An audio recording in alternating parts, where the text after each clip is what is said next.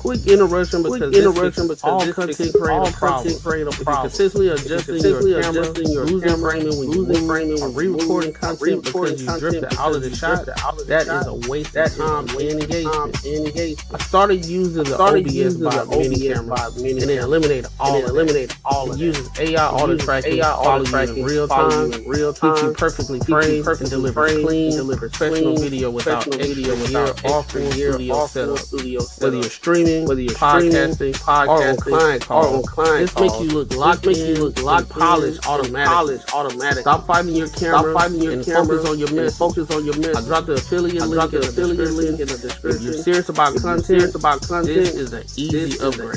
As you can see, I'm testing out the camera and everything. It's working out pretty well. Hit the link. Get yours. What up? Welcome to another show. Welcome to the Banter and Barter Show, where we talk about everything under the sun as long as we get back to the money, real conversations, and real solutions. I'm your host, Courtney Egg, and I got my dog Macaroni Tony up in this thing. My boy Marcus, he just popped up in here. Shout out to y'all. What's good with What's poppin', twin? Hey. What's good, y'all? What's good with it? Yo, what's poppin'? How y'all boys feeling? I got feeling money, bro. I gotta get this camera hooked up so I can look crisp like y'all. Gotta fix that lighting, brother. Hey, I think it's all about this camera, man. I'll hook it up by next week. I got you. Well, listen, man, we got some topics for y'all tonight, but before we dive in, make sure you like, comment, and subscribe for the algorithm.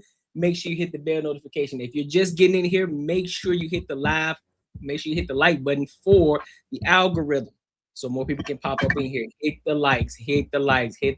We ain't asking you for no money. We just telling you the like button. Hit the thumbs up. All right. So y'all ready to go ahead and get into these topics for tonight, bro? We're gonna start off with the headbanger today. Let's talk about this Alex Pretti and this Border Patrol situation. All right. So I'm gonna play the video and then we'll give our thoughts and opinions on it. All right. So let's go ahead and rock out. Tonight, new videos raising questions of what exactly happened in the lead up to Alex Pretti's death. The Trump administration now doubling down on defense of the officers involved. Federal officials saying agents acted in self-defense. The Department of Homeland Security posting that Pretti approached U.S. Border Patrol officers with a 9mm semi-automatic handgun. When he did that, interacting with those agents, when they tried to get him to disengage, he became aggressive and resisted them throughout that process. These officers used their training, followed their protocols, and were in fear of their lives and the people around them. And that's how this tragedy unfolded. At least 5 separate witness videos appear to show a different or contradicting sequence of events. Footage seen from a sidewalk, the street, inside a store, Oh my God! and from a car just feet away. Videos show federal agents shoving a person with Pretti, then stepping in. That's when an agent pepper sprays him in the face while Pretti clutches his phone. Seconds later, several agents wrestle Pretti to the ground, where videos do not appear to show him brandishing a weapon, as DHS had stated. This angle showing an officer swing something at Pretti's head. Pushing in on this video, you can see one agent reach behind Pretti, appearing to remove a gun from his waistband. As someone yells, "gun," that same agent appears to step away, and about a second later, the first shot is fired, followed by a flurry of gunshots. Call an ambulance, please. I think the key detail is, were the agents under the imminent threat of death or great bodily harm? And nowhere in that video does it show that he pointed a gun at them, brandished a gun at them. There's no piece where you can see him reaching for the gun. Local officials say Pretti was a lawful gun owner with a permit for concealed carry. Border Patrol Chief Greg Bovino asked about this earlier. Did the officers see the weapon? Did they see him brandishing the weapon at him? Sure. Many videos out there, many different accounts that you may see. All those minute details that will paint a true picture, not a freeze frame concept, and paint a larger picture of what really happened. That is why we investigate, so we can get to the truth, so there's not speculation. Meanwhile, near a growing memorial in Minneapolis tonight. What do you see when you watch those videos? An execution, an absolute execution. Every angle shows it. And they continued to fire bullets at him while his body was lifeless on the ground. And tonight, regarding those officers involved in the death of Alex Pretti, Commander Greg Bovino saying today that they have all been relocated out of state out of concerns they would be doxxed and or harassed, saying that none have been placed on administrative leave and all continue to work. We thank you for watching, and remember, stay up. All right. So, what are y'all thoughts on this situation? Yo, bro, this is a different beast. It's still the same shit. I got the same opinion I did about old girl. This is a situation where this dude should have never been there, should have never been involved in itself in that situation. I don't think there was any reason for him to get shot. It seemed like he pulled the gun, but he did have a gun on him. I don't know if these people understand like that. This is a situation that you can't roll into and say, hey, what's fair is fair, and shit's gonna be handled the right way. These motherfuckers got a license to kill your ass. Like, literally got a license to kill you. Like, only thing they need to do, I saw a gun, I thought, whatever, I felt dangerous, I'm gonna kill you. Like, I don't know if they think like they gonna end up like some sort of like a figure in history that went down when they lose their lives. Man, no one's gonna be talking about this dude next week, bro. Like, this shit ain't fucking. It is not. I don't know if they think this is gonna be something more than it's actually gonna be, but they need to stop. They need to stop fucking with these dudes, man. These motherfuckers, they got a license to kill your ass if you get in their way, and I don't understand how they don't understand that shit. What you got, Matt? I got the same sentiment as Marcus. Like, unfortunately, yeah, that situation could have been handled totally different. My condolences for the person that died, but at the end of the day, just like our parents say, if you see some shit, go the other way. These is the way that the news and the media is positioning the situations like this is as if some random guy just was randomly walking down the street and ICE just fucked over. These people are like interrupting federal agent, practice. Like, no matter how you feel objectively, I get it on the moral aspect. If you feel as though that this is wrong, I get that that's the reason why you're there. But at the end of the day, morally, you got people over here saying that I understand that my brother was in your house stealing your shit, but you didn't have to kill him. Yeah. Right? So now you in a federal investigation with not only these illegals that, the way the media try to all right. So Trump and his administration first said that they are attacking illegals that's already under the radar. And a lot of people don't understand how it works. These people have already been in police custody. That's the reason why they know where they at by investigation. It's not like they just here illegally and they just randomly show up at a location but on a hint. So like, oh, we feel like it. It must be a lot of people over here. No, it's not. They have a person of interest, or they have a bunch of people of interest that's somewhere that's already been in the legal situation with the United States. That's the reason why they're there.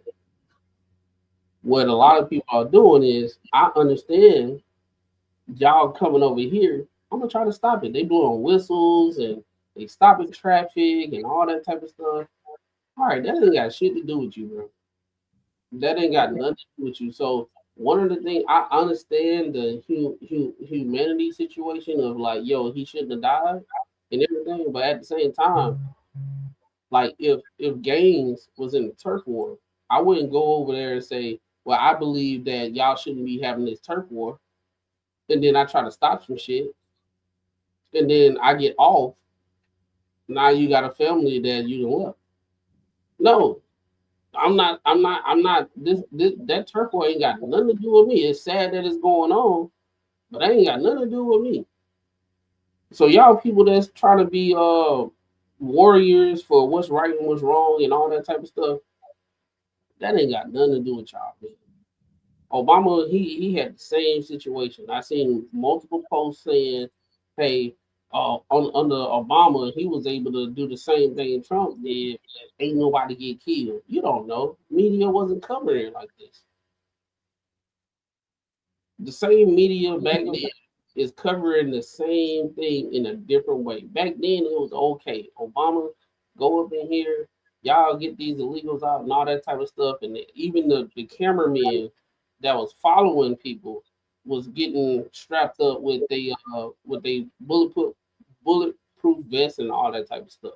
And it was showing you how they get illegals, how they extract people of interest, not even just all the illegals. It's the people of interest that's been in the system already. Show them how they do everything. Now, right now, how the media is presented, but just because they don't like Trump, they doing all this stuff. So now you getting this whole group of people that want to interfere with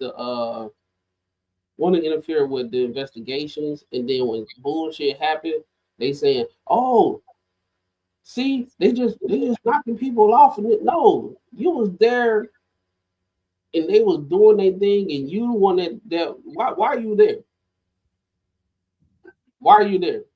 Why are you trying to stop stuff? I get it on a morale situation, but at the end of the day, if you morally, I guess in today's society, it's one of those things that if you have your own conviction and you go interfere with something based off your conviction or whatever you feel as though is moral, there's no repercussions that's happened with that in your eyes. So then when something happens, oh, that shouldn't have happened. But the way the media tries to position everything, it's just like they acting like a random dude was just walking down the street and they did that. Or a random woman was going down the street and they just ICE just hey, you come here. You know what I'm saying? It's like you interfering with stuff and you in the shit. Like if two guys was fighting, right? And I get in the middle of it and I get punched. I don't know none of these guys. But the person that's winning, that's getting the best of the other guy, and I'm trying to pull him off, and he start beating my ass. I gotta understand that's what I gotta do. He beat my ass. Right? Because he don't know me, the other guy don't know me. I just want to stop it because I feel like it need to be stopped. Not old buddy that's winning, he beating my ass. And I can't do nothing. You lost. Now, if it was a situation where old buddy got the best of the ICE agent, everybody would be champion. And that's the issue that's going on right now. Because you losing, everybody crying. Now, if he would have won, everything would have been straight. He would have been immortal of the community and all that type of stuff. My whole thing about this ain't our fight. This ain't got nothing to do with us. Let the administration do exactly what Bush did, Biden did, Obama did, and all the president up till now predecessors did. They was doing the same thing. Obama even put in his bid in trying to be president, he was saying that the border was a crisis, and Bush didn't do a good job. If you was to look at the situation where we are right now, the way Trump is talking about the border, it's the same thing Obama was saying. Obama would have been a Republican based off with how everything going on now. But a lot of people don't like to do their research. They just like going based off feeling. So I'm my whole thing is, people that feel about ICE and all that stuff. I'm not a Trump supporter or nothing like that, but I'm just looking at how everything is being played out. Y'all hypocrites. Y'all going and interfering in federal agents' operations, and the same people that they are looking for are the same people that did harm to people's sister, brother, mom, or dad. but that's not what get on the airwaves. That's not what's on the airwaves. All they know is there's an illegal immigrant, and then ICE did X, Y, and Z. It's not they was looking for an immigrant that did X, Y, and Z to somebody family member, and that's the reason why ICE was there. They hide all that. They never talk about that. And then you got people that's trying to interfere with the situation, and then a casualty happened that didn't need to happen because they didn't need to be there. That's wrong, man. But you know some wild shit, bro. I had someone like I was talking to or something that compared it to almost like same shit that happened to us back in the day, like after slavery, like where way after slavery, but when it was unfair for us, when cops would just pull us over and do what the fuck they want to do and take us to jail. I'm like, it ain't nothing even close to the same shit. So just if a white person standing there and they intervene if just a black person getting taken advantage of by a cop just because he's black. Like I said, it makes no goddamn sense. It ain't even the fucking same. So if that person's gonna intervene is because hey, this is a human being that's in fucking America, that's American, and they've been mistreated because of their race, not because hey, this person's illegal and fucking they're not supposed to be here, but they can be here if they did the right way.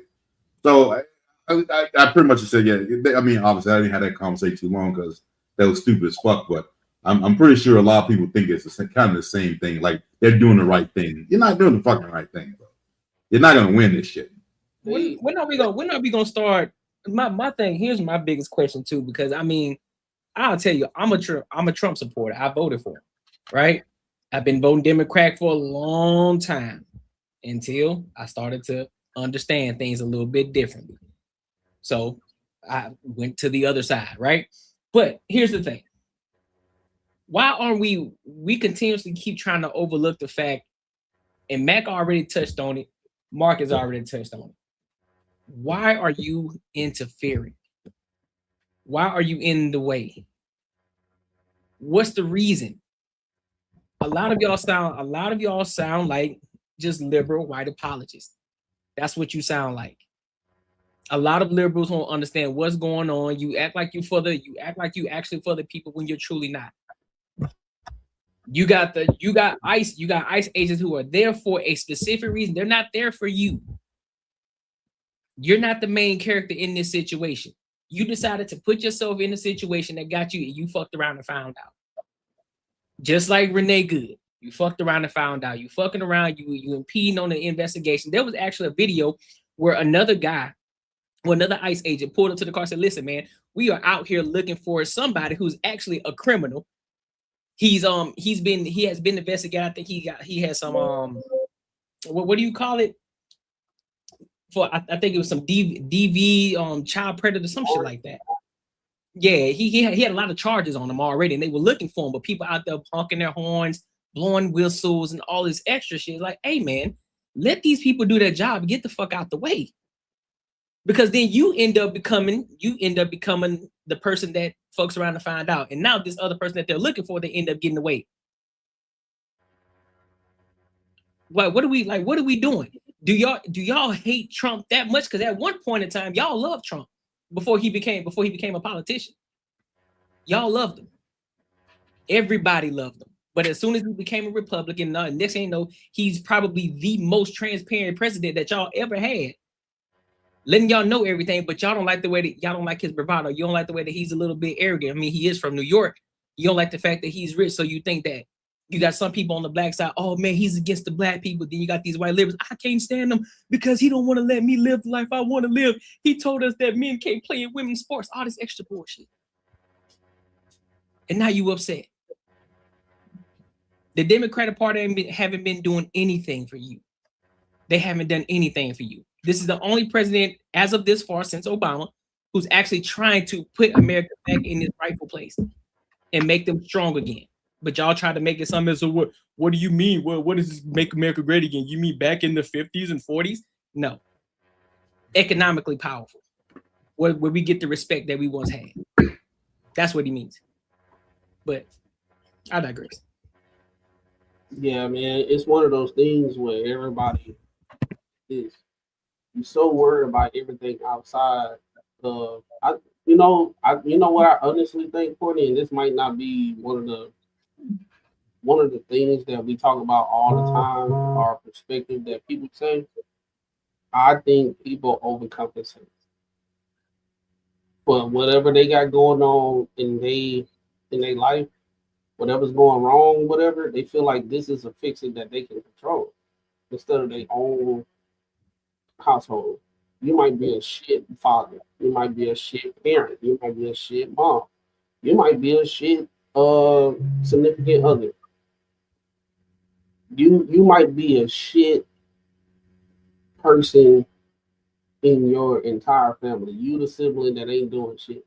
And this is the such what it is, justice warrior stuff. This is one of those things that they feel like they can do and they ignore everything that's going on currently in their own life. Even though they shit fucked up. You need to worry about what's going on in your own house, how you can be a better mom, how you can be a better dad, how you can be a better brother, how you can be a better sister, how you can be a better son, how you can be a better daughter. That's what you need to be worried about. And what oftentimes you have a lot of people that try to push down all the personal thing that they got going on, and they project it. You see so much. You see how uneducated these people are when they talking about the things that's going on. If you ask them questions, they offended. Why are you doing what you're doing? They look at you like you crazy. Why even ask the question? I'm asking the question because I'm seeing you doing something that's radical, and I could be on your team if you tell me the reason. That actually makes sense. That actually makes sense. They can't answer it. No, it's all about feelings. It's all about feelings. They can't answer it. They can't answer it. Why you out here doing what? How did you get to a point where you got day-to-day Americans that only they got less than $200 in your savings account? How did you get to a point where you are freely doing what you're doing right now because morally you feel like this is the right thing to do? How did you get to a situation like that? Majority of people that got shit to lose, they not out here doing that. No. Because they're like, yeah, I can go on this rally, but then I got to call off. Now I'm using PTO. Now I got a wife and we're planning for a vacation somewhere, or I gotta pick my days wisely. So you know what? I ain't gonna call off to go do this. But then guess what? They wife will look at you crazy if you call off to go to a goddamn hey yo, ice at this location. I'm about to go there and I'm gonna stop there. This is not what social media show. Your wife will say, I get it, I understand your conviction, but you need to take your ass to work because we got bills. But on the reverse side, like, if you see any of these chicks roll up in a Range Rover or BMW or something like that, you know they're these stay-at-home moms will let husband take care of all the shit, and they go out because they feel like they haven't done anything in the world, so they want to go out and do this shit. They got their life is fucking made up, like they got everything that everyone wants. They're out there trying to do this shit to try to make a stamp, like to say that what they're doing is important. It's like, yo, man, what the fuck are you doing, bro? It's either these rich women who are stay-at-home moms and the husband's out doing their thing, or just like I said, someone ain't got shit going on. So fucking Tuesday, you out there protesting. Like, you know what I mean? Come on, bro. Yeah. If Marcus, if it was me, you and Courtney, right? I fly out to Arizona, right? We kicking it that weekend. I'm staying at Courtney's spot, right? Kicking it. I done seen all this. Y'all showing me everything in Arizona, everything, and you be like, "Yo, Clem, it's that Sunday, macaroni. It's Sunday, dog. I know your flight at 4:00. What you doing when you get home, man?" Ah, man, I gotta hurry up and get home, man, because I heard Ice is gonna be somewhere in Atlanta, so I gotta hurry up and get there.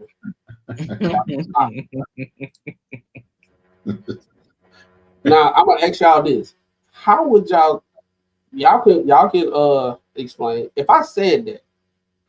How would y'all feel? Like what would be on y'all mind? I was like, bro, what's wrong with your boy? Like, bro, what type of time are you on, bro? Like, you finna fly all the way back just for that? Like, man. And then y'all see me on the news, and I got shot in the leg, and I'm sitting there. They did me wrong. Think about everything I just said. I knew that I was going to interrupt a federal investigation, and I got shot in the leg. I was in Arizona. I flew all the way back to Atlanta to stop something because I got a tip, and I was there, and I got shot in the leg because I got into it with a federal. Now the news ain't gonna say I flew from Arizona all the way to get to Atlanta to stop the situation. They're gonna paint it, and I was just walking down the street, and they just messed over me.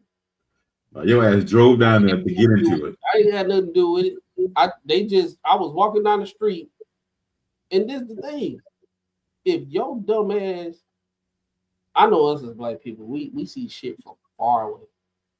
One, oh my God! No, I could go all day, but we talk to each other. We see one cop and say, "Oh, they out here today." You see one patrol car coming, like, "Oh yeah, let me go the other way." That's usually what happens.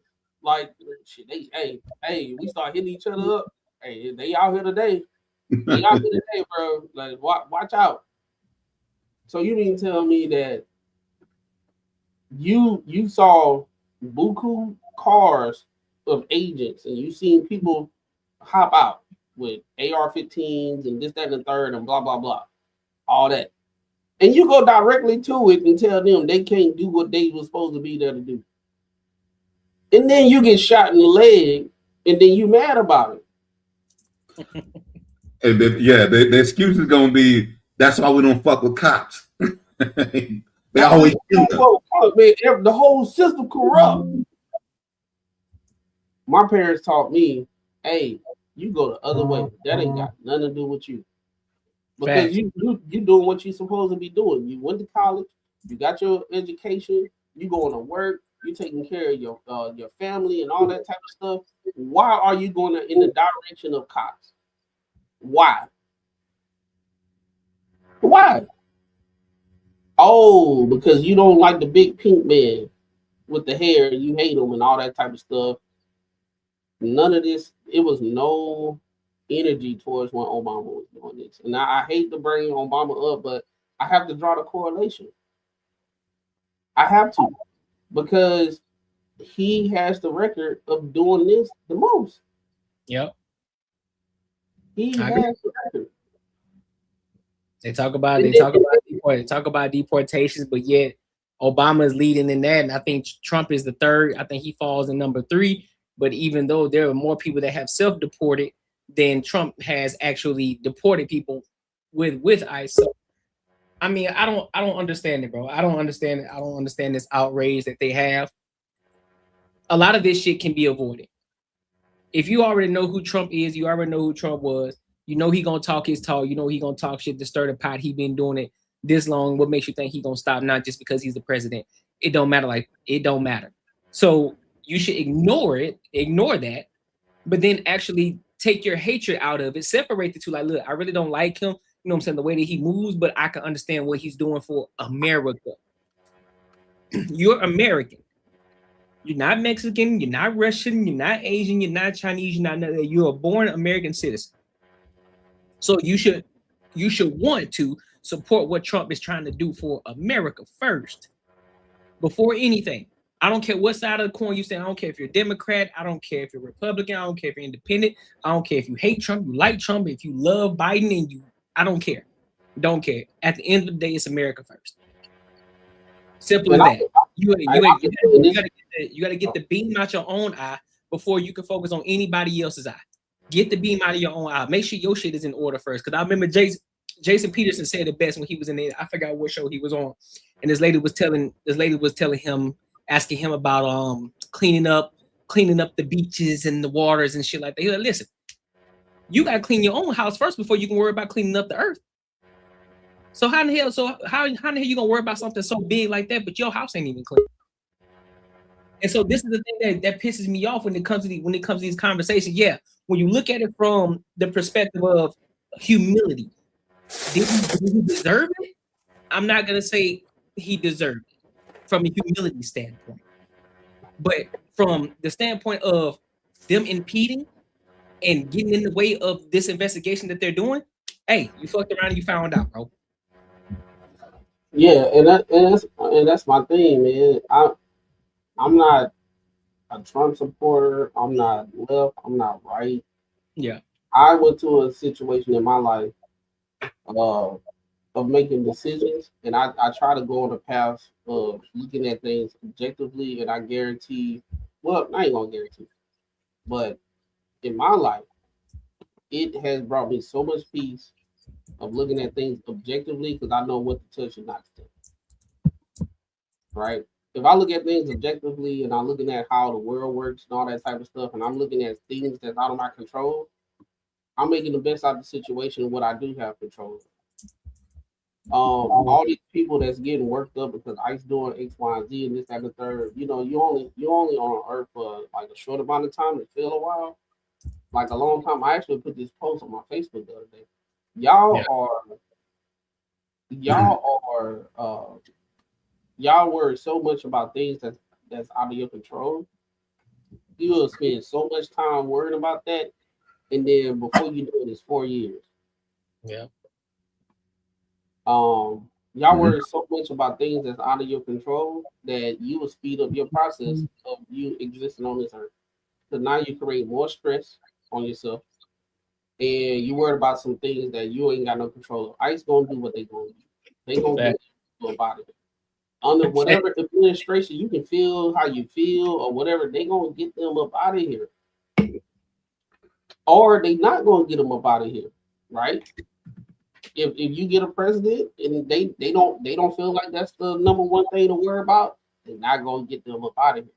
But it's a cause and effect of everything. You control whatever you can be in control of, and you just operate on the changes that happen, right?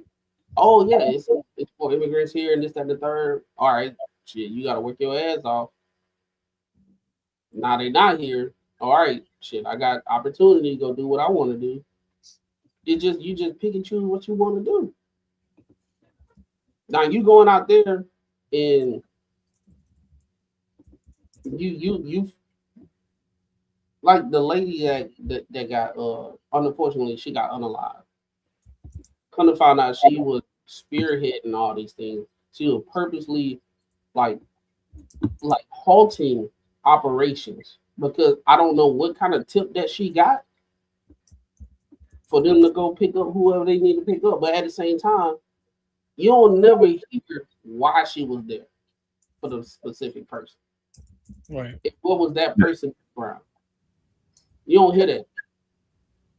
That's the reason why when Trump, when he was up there and they got justice for the lady, for the girl that got raped and killed and all that type of stuff, and they found who was responsible for it, and they did justice. All the Democrats sat down in the House. Well, they supposed to be celebrating. Hey, you got justice for this lady and all that type of stuff that died in a horrific way, in a horrific fashion. All the Democrats sat down because it was under Trump. The reason why the reason why I got it. They sat down. They did not applaud. They didn't do nothing. So I remember one time we was up here and they were talking about empathy and all that type of stuff. Empathy is subjective to people.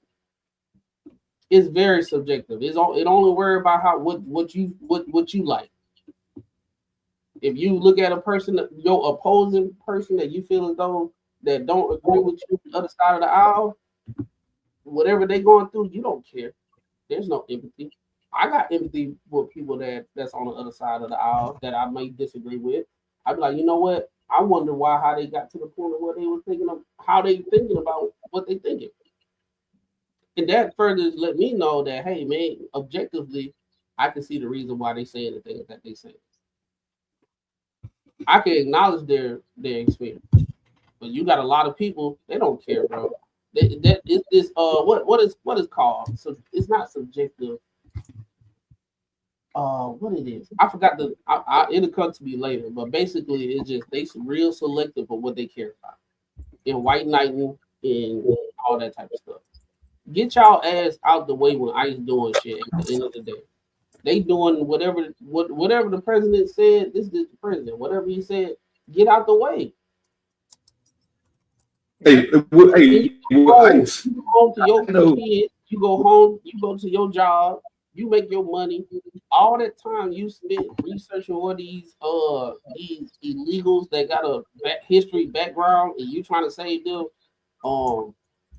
Go online, YouTube University, and learn how to do something to make more money, because you don't want to be 40 years old and you ain't got no savings in your savings account.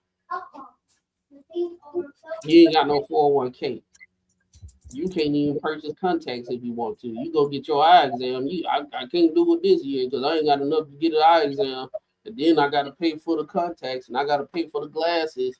That's going to run me about $600. I ain't got it. If you having this type of conversation, stay out of ICE way. You got way more things to worry about. Thanks. Get your house.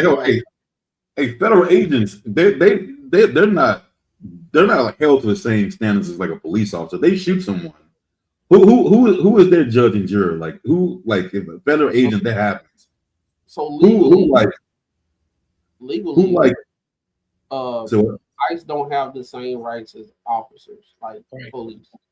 The only way they can actually interact with a person that's a civilian is if they have if by the judge, if they have a warrant.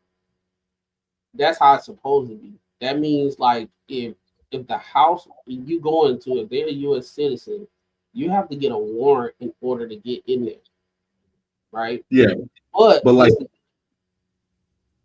I'm saying, if they're doing a job and then someone comes and intervenes in their job, and they feel like they cannot. They can't detain them. They can't. Not detain, but what if they shoot them? So like, if that happens, who is the judge of that? Is it federal? Is it like a federal judge? Nah, it's within the city. And everything. So it's like they can't detain you if you're a civilian, but if you interact within the investigation, that is the process. It's like a lot of things that goes into it. It's not just that they can just pull anybody that's interfering. They have to do something to interfere with the investigation before they can go to that next level of detainment and everything of that nature. So I'm trying to say like who would be the one that would say to a federal agent, I'm gonna arrest your ass because you did this, you did X, Y, and Z. They got to get a warrant. So that leads me to what I was saying before. The illegals that they actually looking for, they are documented. They not undocumented because they're here illegally and they got released, but they are on file, right? Yeah. And they going to get those guys, right? So if they on file and they going to get those guys, right? They get a warrant to get them. It's not ICE just willy-nilly doing stuff. The warrant is issued. There's steps and processes. So that's the reason why a lot of people that's online and they online, they saying, oh yeah, this not right how they just getting these people there. No, they got a warrant to get these people. I guess they went through the right way. I guess what I'm trying to say. I guess what I'm trying to say is so like just say like for the military. Courtney, you might know this one. So like if the military is sent to do something and I get in the way, they shoot me. Can't know it's some is there like a thing that where they know what to do anything to that person in the military? Only the military can do something to them. Yeah. Is that right?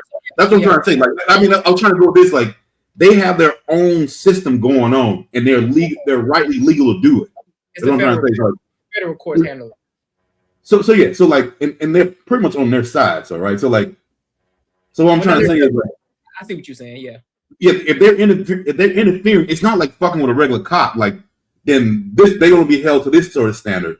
Like, hey, if they get at you, probably nothing's gonna happen to them. Like, you think it's gonna happen to that cop. So well, that should they still have to get investigated though. They still have to go through that. but who would it be like? Would it be like the government be the ones that investigate them? It'd be the federal courts that handle that situation because they're federal agents. So it'll be the federal courts that do it. Yeah. And I would just imagine that's just a little bit different because they don't really give a fuck about the media, how they look in the media. They don't really give a shit about that. So if they saying, hey, this dude's doing his job, fuck it, whatever. Like if you're like state, they kind of give a fuck about that, and they'll give people what they want because other people trying to get into office and shit like that. They're governors and all this other kind of shit like that. So they care about that. So when you're talking about federal agents, they don't give a fuck that if you like them or not. So that whole in the media shit, like you saw some of the media, now you're gonna do something about it because now this is the right way to do it because more people are mad about it. They don't give a fuck about that. So like I don't understand why these people, if you know that, like the outcome ain't gonna be like the way you think it's gonna be. That's almost like just going to someone's house and expecting them not to shoot you. You know what I mean? Like I don't get the whole part. Like this is shit you're not supposed to be doing. A lot of people they dismiss context. They look at the end result. That's what it is, and that's how the media drive what they saying. Shout out to I've been called worse by better people. He said, "What up, Timu, Michael X, and all that type of stuff." It's all good. Go ahead and put it up, dog. He said, "What up, Timu, Michael X." There you go. I take that as a good thing because I'm able to articulate what I'm saying. A lot of those times, just like what you said, Marcus, like it's parameters that people don't know. So if you interrupt a federal agent investigation and everything, they can escalate things how they need to escalate. If you stopping them from doing what they have to do. And that's exactly what's going on. You got people that are creating brigades to listen in, see when the next time ICE. I'm talking about. I seen it on the Nextdoor app where I'm at currently. They like, yo, you look like ICE in this area. Y'all better be careful in X, Y, and Z. And they dox it, right? They dox it. So now you got all these people. Like I said before, you got shit to do. They go into this place, and then they try to stop federal agents from executing what they supposed to, or by the order of the president of the United States. Mm-hmm. Do you think if there's an order by the United States and you get there and you stop them, do you think it's gonna go well? No. Let me just ask you a question. Let me just ask you a question. So what happens if the president was to declare war on another country and the soldier said, I'm not doing that shit? What do y'all think is going to happen to that soldier? What's the word? They get what is martial court? Yeah, in prison. In court martial. So what makes these civilians think that they can impede on situations like this? If the president declares war and we have to go, they have to go. There is no I can't do it. No, you going. Those are your orders to go. So that's the same thing with these federal agents. They have to do the job. That's what they signed up for. And y'all are getting in the way of this shit. And y'all are blaming ICE. Oh, I hate Trump because, bro, they're trying to get the illegals out of here. Most of shit, there's a lot of people who probably were illegals and they got their citizenship that are probably part of ICE right now. And they getting the motherfuckers up out of here. But the thing about it is, Courtney, they not just randomly getting a lot of illegal. Unfortunately, if you there and you illegal, they gonna get you up out of it too. So they have persons of interest in the beginning before they started everything, even on Trump campaign, and they brought old buddy.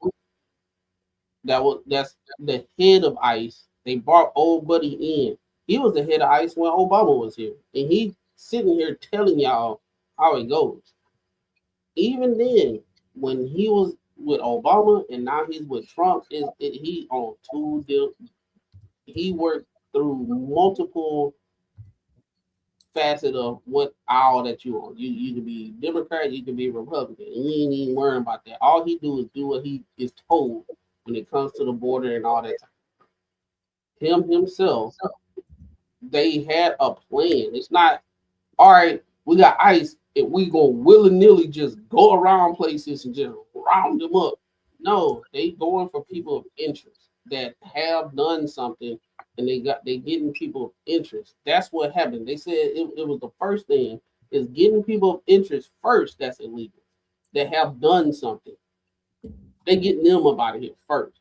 Now, if you there and you undocumented or whatever, or you doing something, you got a DUI, you got a warrant for your arrest and all that stuff. It's levels to it. But that is the situation. They just not saying, oh, it's a whole bunch of illegals here and we're gonna round them up. No, it might be a bunch of illegals in this place, but there's somebody or a couple people that's key interest within our investigation. That's what's going on. What the media is trying to drive, they try to say that they just randomly getting people up out of there. Oh, we heard it's a bunch of people that's not Americans, so we're gonna deploy ICE there and just round them up and then get the luck of they not documented. No, it ain't like that. It ain't like that. And that's the issue that's going on. The media is telling people one thing, and what's actually going on is another thing. It's the same thing where at the place that you work, there are hierarchy of how things need to go. It's hierarchy of things that need to go, that how things need to be resolved, right?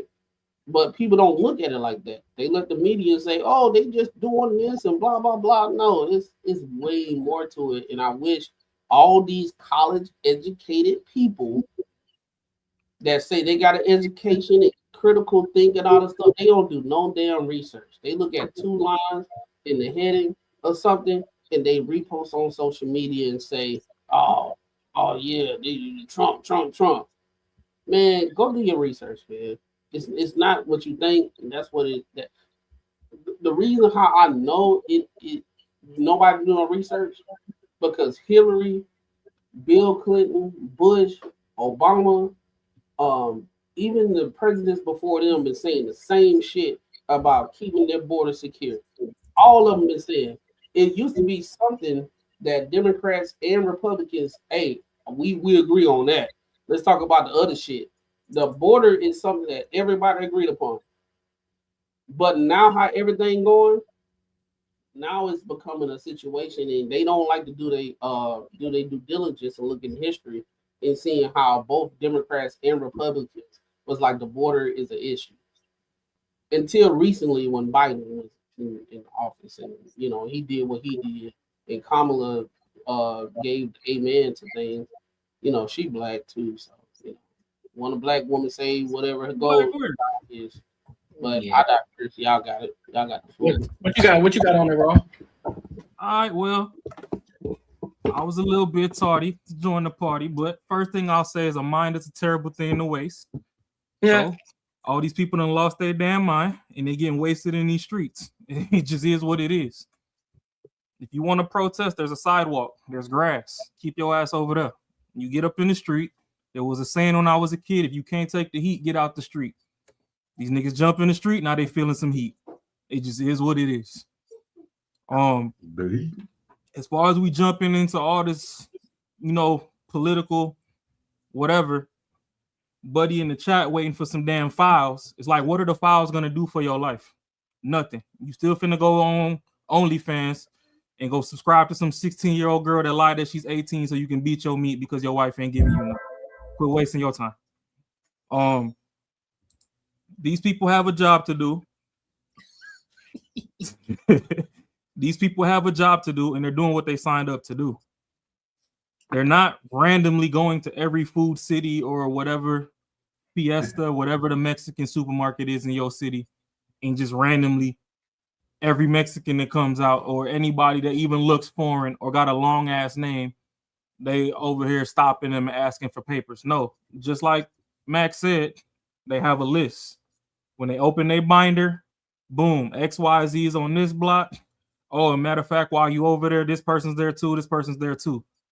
Hell, motherfuckers got Citizens app on their phone. You can see where the shootout happened at. You can see which houses are housing, people that have done crimes that, shouldn't be in school districts and all that. Areas when somebody does a certain thing, they have to register with the state that they did this thing. Their address has to get registered. They even send out mailers in the mail telling you, oh, just so you know, this person is accused of this and they live in this household. They might be in your area. This is what they look like, picture and all, birthday, everything. Yep. Y'all willy-nilly ass motherfuckers don't got no damn day job. Y'all doing hustle economy jobs. Y'all on DoorDash and Uber Eats and shit. Instead of y'all go clock in and get to a bag so y'all can pay y'all fucking bills, y'all over here blowing horns and whistles for people that not finna do the same for you. Push come to shove, that motherfucker's stomach touch his back, he gonna off you, but you gonna blow your whistle so that he don't get up out of here. I never understood. I get that people hate Trump or whatever, and they scared to make America great again. And some people say, when is America ever great? Whatever it is, however you feel about that, I understand. But days in, you were blessed enough to be a citizen. They're not a citizen yet. If at all they were in the works of getting there, they need to get the fuck up out of here. I literally just seen a tabloid today. The lady that's running Japan. I guess the Muslims are going back and forth with her because Muslims don't believe in cremation. Japan, cremation is like the number one way that they handle you to transition to the afterlife because it's an island. They don't have all that land like that. Muslim belief is they got to put you in the dirt. And honestly, they could try to get you in the dirt as fast as possible. I think there's like a little window on that as to how long you could even have air touch your body after you transition. She straight up told him, she was like, oh, hey, well, shit, if that's the biggest area of concern, figure out a way to get your money up and send them back to the country you came from. You can bury them over there. Or get on board with the cremation that we do over here. So when you go to a different land, you got to assimilate to the laws of their land. Facts. These people coming over here, a lot of them working under the table. They staying out the way, whatever. I get it. But the religion I was raised up around was Christianity. In the book of Matthew, it says in there, it rains on the just and the unjust. So, hey, are there people that are doing it the right way that might get picked up and whatnot due to the fact there's a lot of people doing it the wrong way and they're hiding and stuff, bringing more attention to areas where the people that are doing it the right way are? Yeah, but at the end of the day, illegal is illegal. We're not changing the definition of that word. So when you over here doing all this dumb stuff, I know they said it was a 9 or whatever. I read somewhere that it was a 6 hour. If anybody knows about SIGs, if you drop them on the floor the wrong way, they go off. They suck. They suck. They actually suck. Them hoes will go off for any damn thing. Like we make jokes about high points, but motherfucker SIG, you sneezing, you blowing a hole through something. Yeah, it's like that little cricket gun off Men in Black. When that motherfucker go off, everybody looking around like, what the hell happened? So granted, if that's what he was having, let's say they did disarm it, it even slipped out of the dude's hand that picked it up. Once the shot go off, these people are itching to shoot. That's the funny part. These motherfuckers, they looking for a reason. The thing is, the gun goes off, but then as the gun goes off, then you hear gun, because everybody's scuffling around. So you hear gun. Everybody, oh shit, hold up. What you mean? So next thing you do, what's the first thought? I gotta protect myself and shit. It's either me or him. Hey. Yeah, so and I'm not saying that it's right. Facts. On the other hand, it wasn't right for you to be there no way. Yep. The two women that were there that started the whole thing, y'all were in the street. They was trying to get y'all to the sidewalk. They pushed Shorty, she fell down. Instead of Buddy to grab Shorty and drag her up on the sidewalk, you wanted to go get inside this dude's face. And put your hands on him. That's a no-no. So now you've escalated the situation by however you want to go in your mind. In their mind, you're a threat. It's like you said, you put hands on me. Why would you do that? Y'all know good and damn well y'all wouldn't go to a Crip neighborhood wearing all red. Y'all wouldn't go to a blood neighborhood wearing all blue. But y'all gonna pull up on these boys with a badge and half-ass authority. Ain't that some shit? And just be like, oh, pray for me if I get smoked. The hell? You lying to me? You gonna go to a camp and jump in the campfire and say, pray I don't get burned? So realistically, let's make it make sense. Y'all going out of y'all way to put yourself in harm's way, and I'm supposed to have empathy, sympathy, pity, and all this extra shit for you. Fuck no. Because that's not how I was brought up. If I see them harassing Courtney, Mac, Marcus, boom, I'm gonna go out of my way. I know those people. I might not know their criminal history, but I know those people. Okay, I'm willing to take on a little bit of danger for those people because I know them. Y'all motherfuckers be living 17 counties away, so I know y'all ain't even ran into these motherfuckers at a Circle K before, and y'all putting yourself in harm's way. Yep. I still think criminal history on their sleeve. Yep. Huh? I still say, hey, bro, don't even stay out the way, bro. I rather Go make come to save you, man. What you talking about? Yeah, but if I see you gonna be in a fight, if I'm the one getting fucked up, you know what I'm saying? I like in that situation, I'm like, hey, hell nah. Get out the way, bro. Like, listen. I don't want everybody getting fucked up out here. Cause somebody got to live to tell the story. So, hey, Courtney. Hey, the revolvers go down. Courtney, what's up? Hey, that boy. I've been calling. I've been called worse by better people. I ain't gonna lie. He did a good one. I ain't gonna lie. He said these dudes. I've been called worse by better people. Yeah. Nah, I fuck with it's coming. It's like these dudes' favorite cereal is Cap'n Crunch. That's a dope one right there. I ain't gonna lie. That's a good one, dog. That's Cap'n Crunch. That's a good one. That's a good one. That's a good one. I can't even be mad at that one. At Days End, like the shorty that got smoked, you parked and blocked the street. Hey, fuck it. They got to get you out of there by any means. At that point, you boxing in. Y'all wouldn't run up on a pit bull that's cornered in the middle of a corner of a yard. You ask why the fuck he charged at you and bit you, would you? You ain't lying. Y'all wouldn't go to the zoo and hear that the lions ain't ate in a week and jump in the den, would you? Nope. When that little boy fell off in that gorilla pen, y'all sure talking about R.I.P. Harambe because y'all know that he just reacted the way he was supposed to react. But all of a sudden, these people are public enemy number one because they react in the way that they know how to react. Don't give them a reason to react. I agree with you, Rob, because it's like I don't think Alex. I think he's supposed to be here today. I don't think he should have got what he got from the. He a nurse, man. That nigga should be changing IVs right now. Yeah, the videos that I saw, I was like, yo, that's kind of crazy. But then I'm going based off how I was raised. You don't want to even put yourself in a situation for that to be a debate. Nope. You know what I'm saying? You don't know what these guys do on a day-to-day basis, just like the cops, man. Everybody look at things from a subjective situation. Every time they pull you over, you wonder the reason why they tap the back of your car. Their fingerprints is on your car, so whatever happens, X, Y, and Z, that they know that cop pulled you over if he was to be unalived or whatever. Mm-hmm. It's a lot of things. It's a lot of procedures that nobody don't know about. And that's one of the things when you with the ICE agents and everything, yeah, they getting trained and all that type of stuff, but you don't know the training regimen. You don't know what's the thing when they say, hey, when things get escalated, you can do X or you can do Y. People don't know that. They just look at things from a moral compass of like, that's wrong. You shouldn't do it. But at the same time, if you wake up every morning, think about it, you wake up every morning and you know you are entering hostile situations on a consistent basis, and the media is not helping. It's not helping that. It's not helping at all. Versus when Obama, the media was like, yo, hey, we're putting y'all out there so you can cover it just to see how we getting these people up out of here. But with Trump, it's like, oh, the media going in, they shouldn't be doing X, Y, and Z. You got people traveling to make your job hard every day. Imagine everybody here, every day you go to work and you understand that the media is doing things for to make your job harder every time.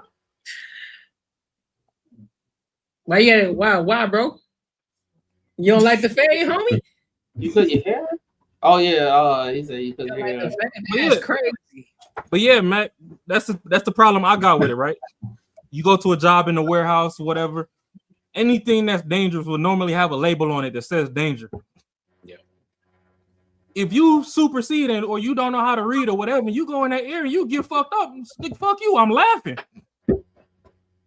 If you driving your car down the freeway, you know you've been driving for half an hour. That motherfucking car was an operating temp, and all of a sudden start overheating. And your dumb ass pull off on the side of the freeway, and the first thing you do is open the radiator cap, and you get first degree burns to your face, bitch. I'm laughing. You knew better than to open that radiator cap when the car was hot. You just pulled up. You ain't even wait 15 minutes to try and see if the car cool down. You ain't just leave the key in the on position and trying to watch the needle go back to cold before you open it. You just jumped off and just the first line of thought was, oh, let me open this radiator cap. So I mean, if you get boiled, that's on you. You cooked yourself. So it's the same thing. Y'all know these people out here, this some danger, and y'all run into danger, and then once danger finds your ass, you like, oh my God, man, fuck you and your GoFundMe. I'm not funding stupidity.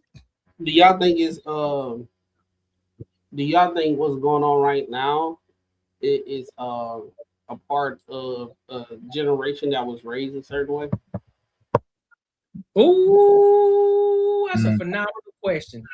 You said what? I don't know. I mean, raised, it was like you see police, you see this and that, you go the other way. Now it's like go up to it and defend everybody under it, even though you don't have full context of what's going on. Now, it's another thing. Is you remember back in the day, it used to be like, is this a white thing or a black thing? I see more white situation than black people. Or is it just no consequences? Our fight. This is not even our thing at all. Based off like history. This situation ain't us at all. So we shouldn't even be associated with it at all. But what was not like? What was no consequences? It's consequences. Like y'all remember like when you're in like high school, but you know what, in high school that always razz the teacher, always give them shit, and they still pass. But then if somehow that person went to college and did something crazy, the fucking professor was like, get the fuck out of my class, you just lost all your money. And then it's like, no, you can't do that. And then in reality hits their ass that they ain't the same shit no more. So I don't know if these people just have not seen have had any sort of a reality check. I think I agree with that, Marcus, because now back in the day, you know, black people, when we get pulled over by police and everything, we just put your hands on the steering wheel, shut the fuck up. Your parents told you don't say nothing X, Y, and Z because it can get escalated. I'm seeing so many videos of us just I think what it was, Tom joined them on the show. They used to have a segment. Does this sound like a white person or a black person? Based off when you heard the news. Right now, we in a situation that white people used to do back in the day. A cop pull you over because you didn't have your seatbelt on, and a shootout happened. Is it a white person or a black person? You're like, oh, that's a white person. Now it's like it's a black person. It's different now. Everybody know their rights. They don't. They be always fucking wrong. They get their information from somebody on social media and say, if they pull you over, there's no probable cause. You can do what the fuck you want to do. But you don't know what probable cause that you did for them to pull you over. Man, you ain't got no goddamn seatbelt on. We're gonna let Raw go. We're gonna let Raw go, and after that, we're going to the next topic. All right. Okay, bet. Now, just to answer Mac's thing is my science back in the day used to be it's all these timeout babies. They the ones that's the menace to society. Because I know all the black kids that got their ass beat growing up, they upstanding citizens. It's the motherfuckers that was going in the corner getting their PlayStation snatched for a week or whatever. Them the menaces. Them the ones that were school shooters and stuff. And, you know, back then I used to say it was race specific. But nowadays, with the internet, like you said, and everybody trying to get on this wave of gentle parenting and stuff, now it's the kids putting belt to ass on the grown folk. Either way, belt going to ass. It's just who's gonna do it. So it's the same thing.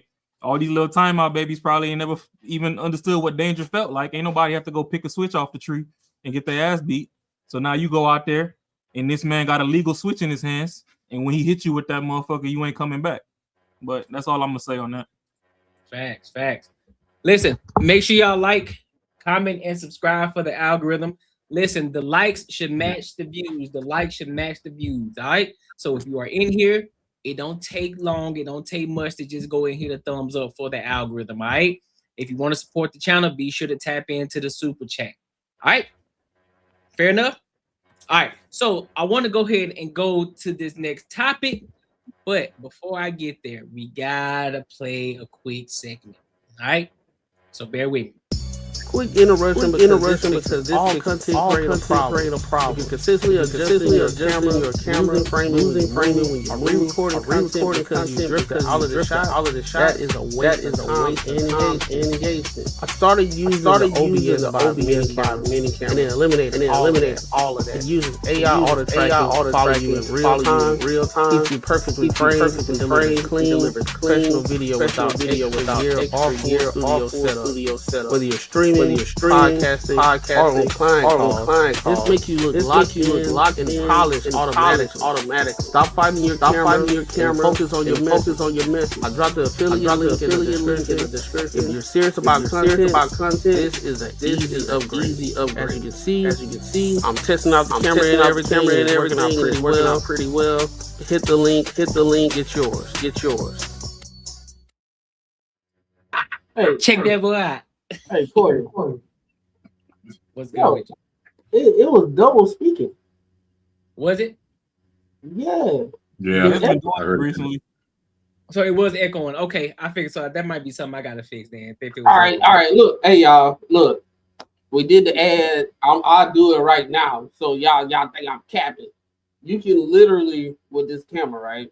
Can I do it, Courtney? Go ahead, do your thing, bro.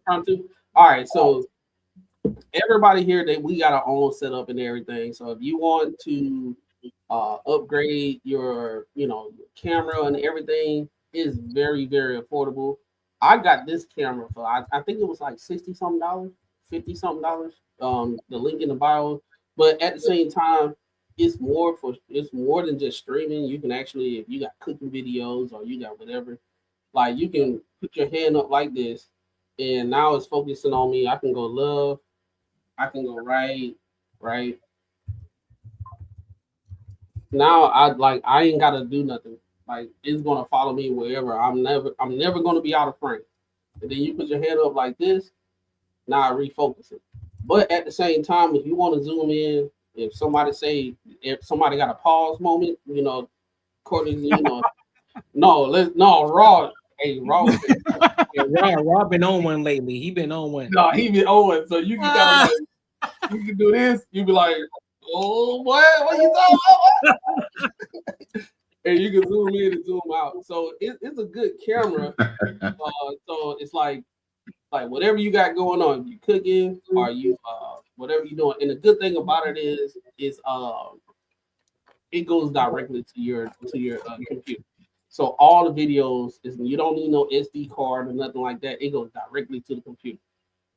So hey, we gonna fix the ads and all that stuff, but the echo and all that stuff. But I did a little impromptu, but it's in real time. So it's not. I'll pin the link in the comments shortly, man. I'll pin the link in the comments shortly. Just give me one quick second. Hey yo, bro, I just got a new mic. That shit's still fucked up. Nah, that's just your voice, dog. That's all it is. Nah, you got that bitch on God mode. You probably got to turn it down a little bit. Bro, I got to get a new mixer, man. I guess that's what it is. Cause that bitch got a mean ass echo. It ain't the echo, but that be loud as hell talking from the heavens, boy. He podcast Thanos in this bitch. Podcast Thanos. That boy got Hercules mic. That's funny as shit. But hey, let's go to the next topic. So before we play this video, we're gonna watch an 8 at the table video. Now, I want to ask the panel a question real quick before I play this video. You don't need to answer it right now. Just keep this in your head. Should women chase men? Matter of fact, you just do a yes or no. Matt, do you think women should chase men? Yes. Raw, do you think women should chase men? If they got gray sweatpants on. This nigga stupid. Right. Do you think women should chase men? Yeah, they definitely should show they're interested. So yeah. Okay. All right, cool. I can explain more, but you said yes or no. Yeah, we'll give yes, no, because we're gonna get into it and then we can get context later. All right, so let's get into it. Ooh, it's gonna be good. That's what I said. Hey, pause it real quick. Why Shorty got that cam? Great thing. All right, I'm just fucking around.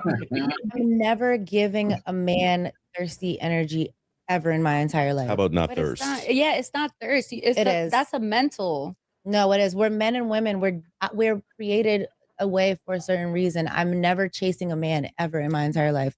I'm never, ever, ever gonna be. Oh, pick me. Can I say if we remove chase and we remove earn, and we say I want you to show a level of interest.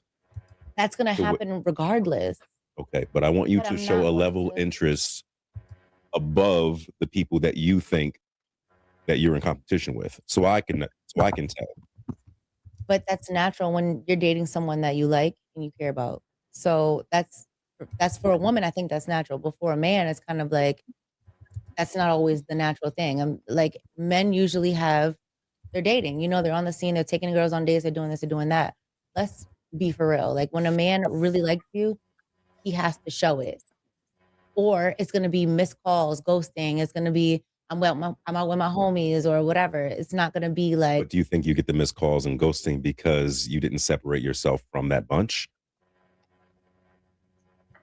Like if I'm chasing you, okay, and I've shown interest, and I'm receiving nothing but not nothing. I'm not receiving what I'm looking for. That if we say we're doing 75% me chase and you're giving me 25% interest, right? And I can recognize that, but I'm not even getting that because you're playing this cat and mouse with I'm only going to give him 10%. No, I don't think it's that. I'm not saying that. I'm saying, for example, if you are a person that wants me to send you in the morning if I do something, and you're like, yeah, but Jada, so you never send the guy good morning text. You always expect him to do it first. Say good morning to me. But that's it's what not I'm even saying. a game. That's the thing that men want that too. But that's, for me, you just said it's not even a game. But It's that not a is game. a game. I'm for not gonna you to wake sit up- here and But you say started saying it's not a game. That's a game. That's not me, but that's what I feel as though men do. No, Wait, baby. you Guys literally want that admitted- too. Guys just want admitted that it's too. part of a game. You said it's not even a game. I don't think for me it's not a game. I don't know. It's just that I think that when a guy says, What if you "Good wake morning, up first? beautiful," You just let them motherfucker she ain't up yet.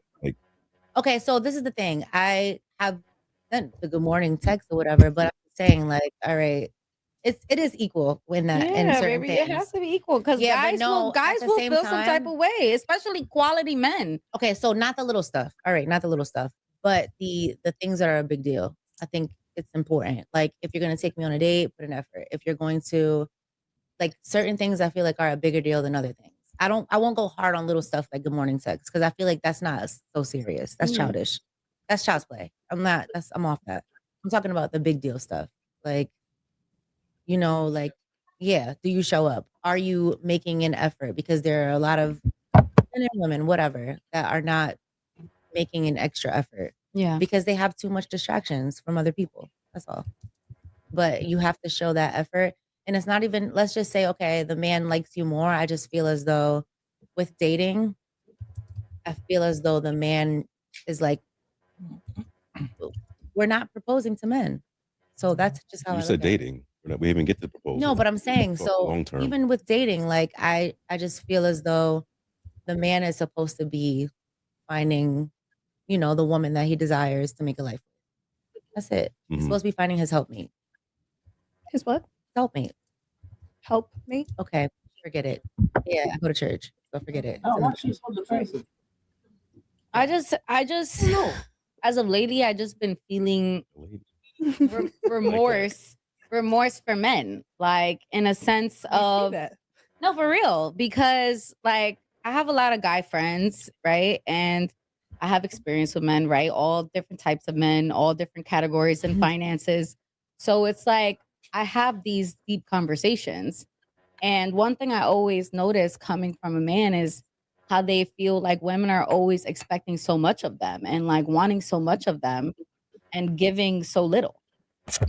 You know, just their rent paid. Just as an example, like yes, your rent paid, But or this is a category or just saying, like you said, oh, a man has to just do the most to get me. You know, like they have to make me feel like I'm the catch, But but we a gotta man is remember- also I the can catch answer that. too. You know, But yes, like, but remember back it in the just be day, so men, tricky. I be feeling bad for men. I'm happy I wasn't born a man. But men used to come to your door and ask for. But we not back in Amanda the days. Sue. I wish I wish we were.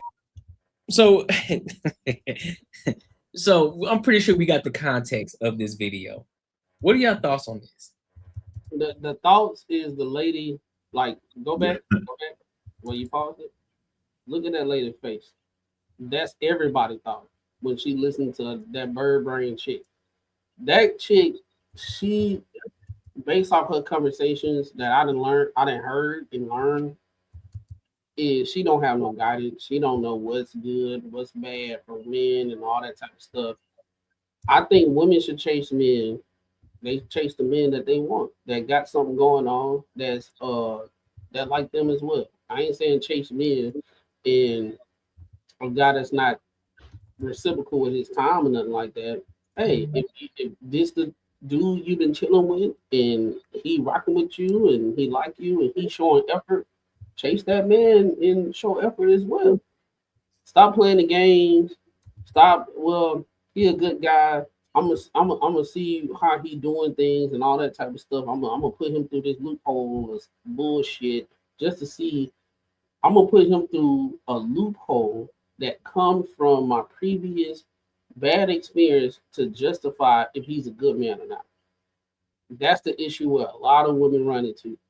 And then when you're putting a good man through those loops, that good man usually don't go through those things, and he gonna look at you as an issue.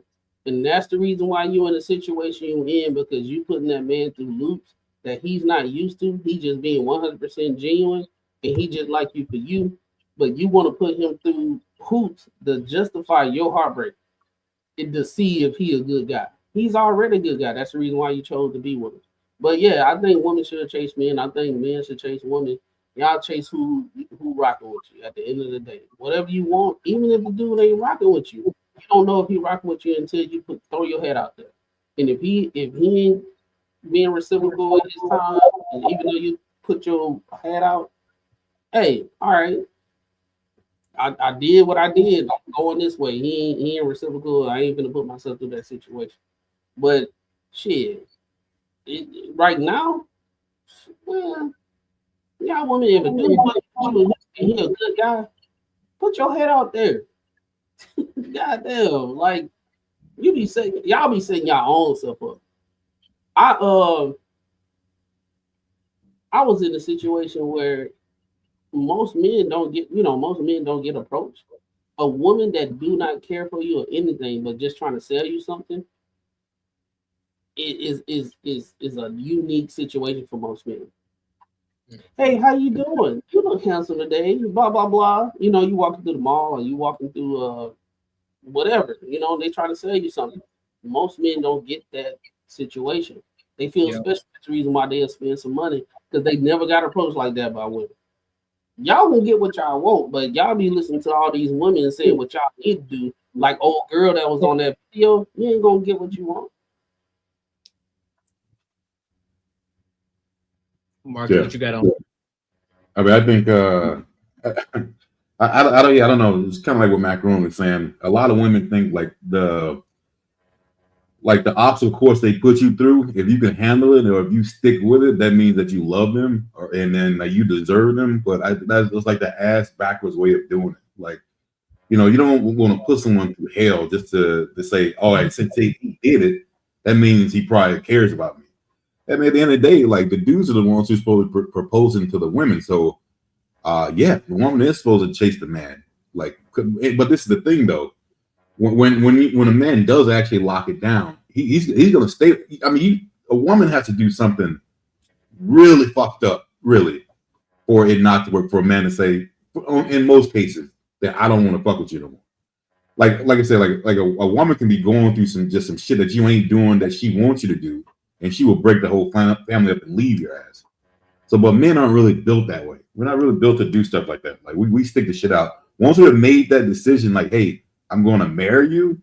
I mean, like I said, it takes a lot to break that. It's not that easy, kind of like, you know, like this girlfriend type shit, or just, you know, friends with benefits type shit. Like if a dude's gonna marry you, like that usually really means something. So I don't think chicks should be playing these games to where like we need to prove to them that, you know, we're worthy to, you know, to marry them. That should just be ass.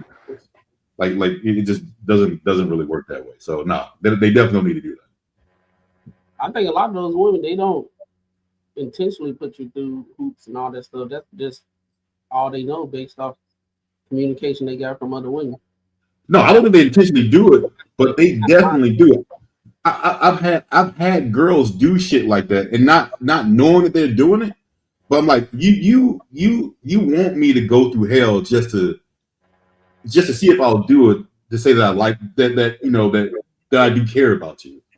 It'd be like something like I don't like if a girl knows I do not want to go somewhere, and then just makes it a big deal about me going, and I don't really need to go, but makes it a big deal. Now I finally say, all right, I'll go. Then they feel like they accomplished. Like, all right, cool. Like he really cares about me. He's gonna go through this shit he does not like to do. That means he cares about me. It's a total opposite of a man. If I know she don't like to go fishing, I'm not gonna tell her to go fishing with me. Like I know you don't like to go. Like that's not gonna prove to me that you love me because you go fishing with me. I can see how much you hate it. Like that just doesn't make any sense to me. But women are totally like on the other side of that. Rob, what you got on? I don't really got too much. It's stupid shit, and you see why they single the more that they talk. Because for me, if you like me, chase me.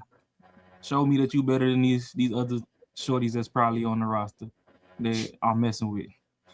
Show me that you want to be here. If not, then shit, I'm gonna just play you like a fiddle. Because clearly, two could play games if we trying to play games. I ain't see them unless it's a handheld. I ain't seen a system come out yet that only got room for one controller. So PlayStation's got at least two. Nintendo 64 have four. Like if we want to play games, let's go, baby. We can make it a party. So if you want me to chase after you on some dumb shit, nah, I'm not finna do that because the more time you waste having me chase you, shorty over here chasing me, trying to get me to cut you off so she number one. So I don't know all that shit today on. I ain't with it. Should women chase men? Hell yeah. Answer that question because it just show us that, you know, at least reciprocate the energy. If I show interest in you, show that you want me to be here. So that's where my should women chase? That's where my answer to that came from. I just made it a joke to where if it's gray sweatpants, because I know, you know, if y'all see the magic pickle, y'all already on default want to be over there because that curiosity itch in your mind. But all jokes to the side, I'm gonna show interest in you. But if you making me fucking do the Olympics for your attention, then I'm gonna just throw you back in the ocean. There's bigger fish to catch. I look at it like this though, as well. Anytime if you see a person of value, right? If you see, let's just say because I'm gonna treat it like a business. You should treat it like a business, ladies. When you see a rich man or a rich woman that you know that you may admire, correct? What do? Do you then go and say, "Hey, I want to know how to get like you. or I want to be in your vicinity, or hey, can you be my mentor? That's not the proper way to do it. They're gonna look at you like you crazy. But what you should do is then say, hey, can I buy you a cup of coffee? Or you can find something, do the research on them, see where they're lacking, and then you can add the value to them. So that way it makes them seem, they can look at it in the sense of, okay, well, this person here done the research, they did the work, so now they can add value. So now I see what I didn't even know what I was missing, but they just showed me where I was lacking. And so therefore that person becomes then valuable to me. So there I need to have them on my team. So ladies, that's how you should look at it. Okay, well, how can I add value to this man? Let me see where he's lacking. Let me see where I can be an improvement to add value to help him continue to keep leveling up.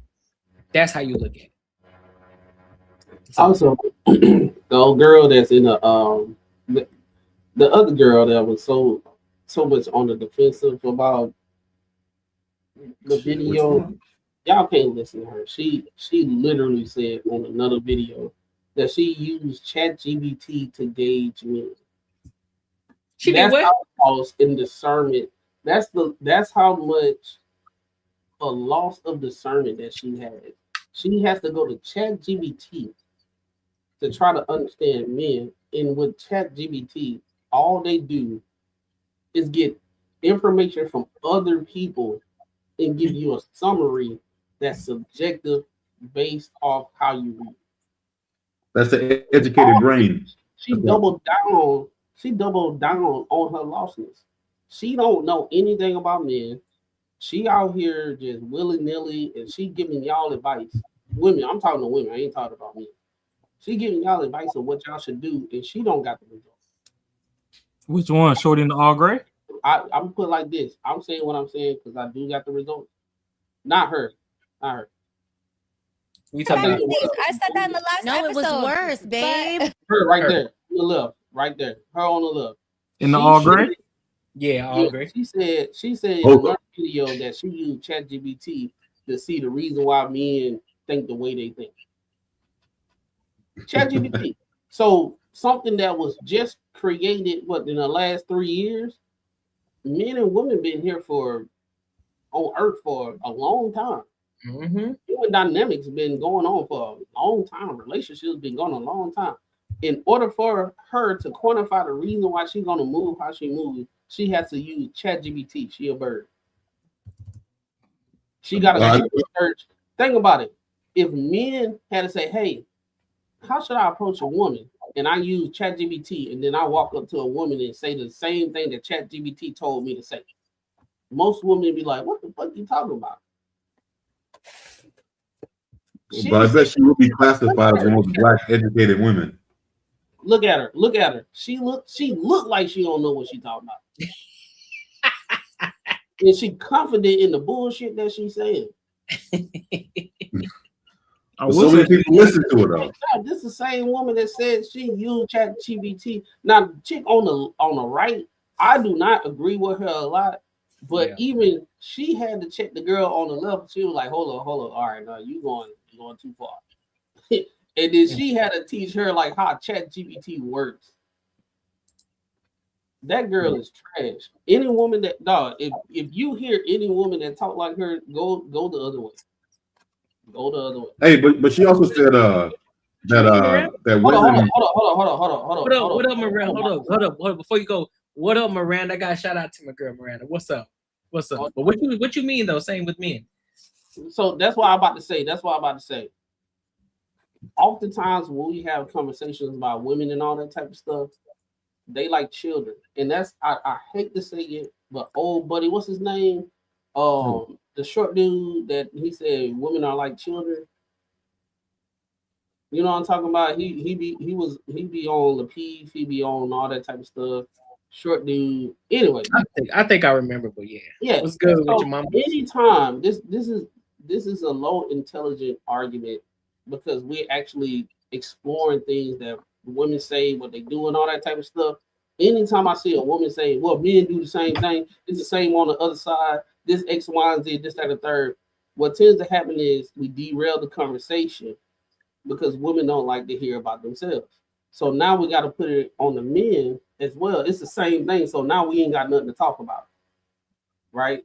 But at the same time, most women that probably was raised with men, they actually see what they I go through. appreciate you, mamas. I appreciate you. They actually see what they go through. And then you can have a conversation and understand that there are women out here that do X, Y, and Z. Most time when we have conversation about women and all that type of stuff, we say, hey, there's women out here that act like this, right? Most women push back and say, no, that's not the case. I don't know what type of women y'all fucking with, but that's not my friends. It's never them, you know what I'm saying? So then when men start exploring and they start substantiating the things that they deal with, guess what? That empathy thing that women say, that therapy and empathy and all that type of stuff, that shit go out the window. They tired of hearing what men saying. Hey, they say, hey, I'm tired of hearing what you're saying. Go seek therapy. Or they derail the conversation and say, well, men do it too. So now, okay, men do it too is not the conversation. We talking about what women are doing. Now, hey, Courtney, I'm gonna challenge you. You challenged me the other day. I'm gonna challenge you. All right. Make a show where we all talk about ain't shit men. And that's the only thing we talk about. We don't bring women into it. All right. We just talk about ain't shit men. Bet. And we got women on the panel and we talk about ain't shit men, what they do, their proclivities, all that type of stuff. They end result when they die, all that type of stuff. Do another show and we talk about ain't shit women. I guarantee we can't go 10 minutes without women blaming men. Well, shit, we did it with the Corey Holcomb thing. We did it with Corey and Anton. Like everyone was on our side saying that the way they fucked up and that Corey handled it wrong. Hell, they were 100% on top of it. Now, here's the thing, though. It gotta be a relationship situation, though. It gotta be strictly relationship and how the men fucking up. Like that's the dynamic. So like we'll do one. So like we'll do a whole entire live stream that's gonna strictly be about men, how shitty men are. Then on the next week, we're gonna come right back and do one that's strictly about women. We're gonna test the difference. We're gonna do a sample. Now look, now check it. Because I said what I said, they gonna fight hard not to be proven wrong. So it might go a little longer than 10 minutes. My girl Miranda, she objected though. I rock with her. She be on it. They can't fight. About her. I'm just speaking in general. Oh yeah, in general. Yeah. In general, I guarantee. If they didn't hear this conversation, they'll jump in it. 10 minutes, because the thing about it is, a lot of women they feel as though that, like I told you, Courtney, it's three things with women, right? The sisterhood. There's three core principles with the sisterhood. Number one, everything's good if they don't know the woman. Everything's good if they do know the woman. Everything's not good if they get crossed by that woman. Everything they say, we listen and don't judge. They use the same thing when that woman crosses. When that woman, like they on negative turns or whatever, everything they said, we listen and don't judge. Guess what they're gonna do? They're gonna tell everybody about that bullshit that she was doing, how much she a hoe and all that type of shit. Every time we go out, we gotta look for her. We all come together, we leave together, but she the only one that leave the group, and we gotta find her, and then she stranded all the way on the other side of the town, and we gotta go pick her up because some dude blah blah blah and all that type of stuff. I can't stand her. Hey, you about to go viral. You about to go viral. I'm gonna clip that on the one that you posted like 60 seconds ago. Now look. Girls trip, right? Everything good. They take pictures all the good time, but they don't tell you about how they got into it because one chick she didn't want to sleep on the couch. She the main character as well. But everybody that went to the girl trip, because everybody got to get their pictures as if they are the main person on that trip. And all her friends is just her friends. She the main person. They always get into it. Every time. This is witnessable like stuff. We see it all the time. Right? So that's where when we'll be having these conversations on these panels and all that type of stuff, they be with the sisterhood and all that type of stuff. I don't believe none of the shit because I done heard so many times that when a woman cross them, the same shit that men say they don't like, they put that against the woman that they don't like once they get crossed.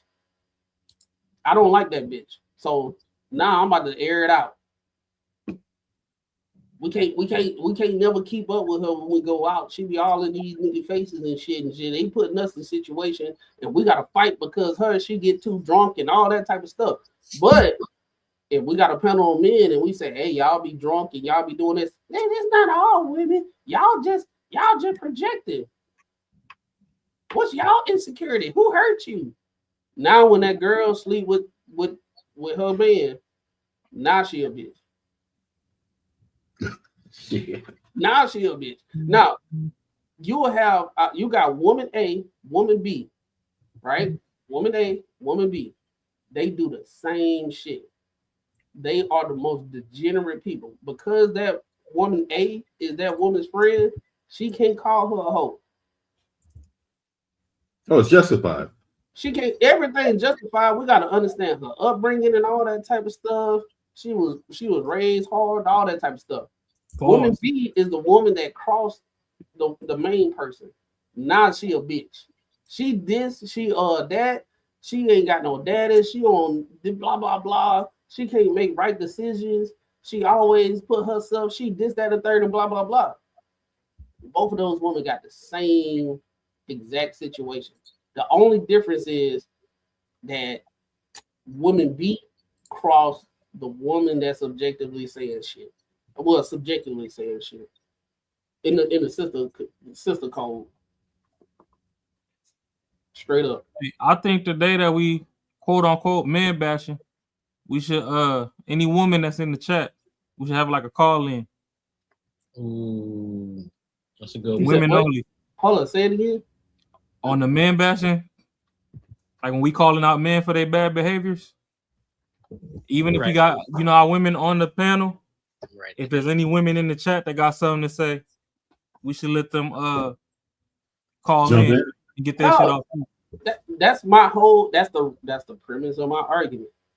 We can have 5 hours of conversation about bashing men and how ain't shit they is.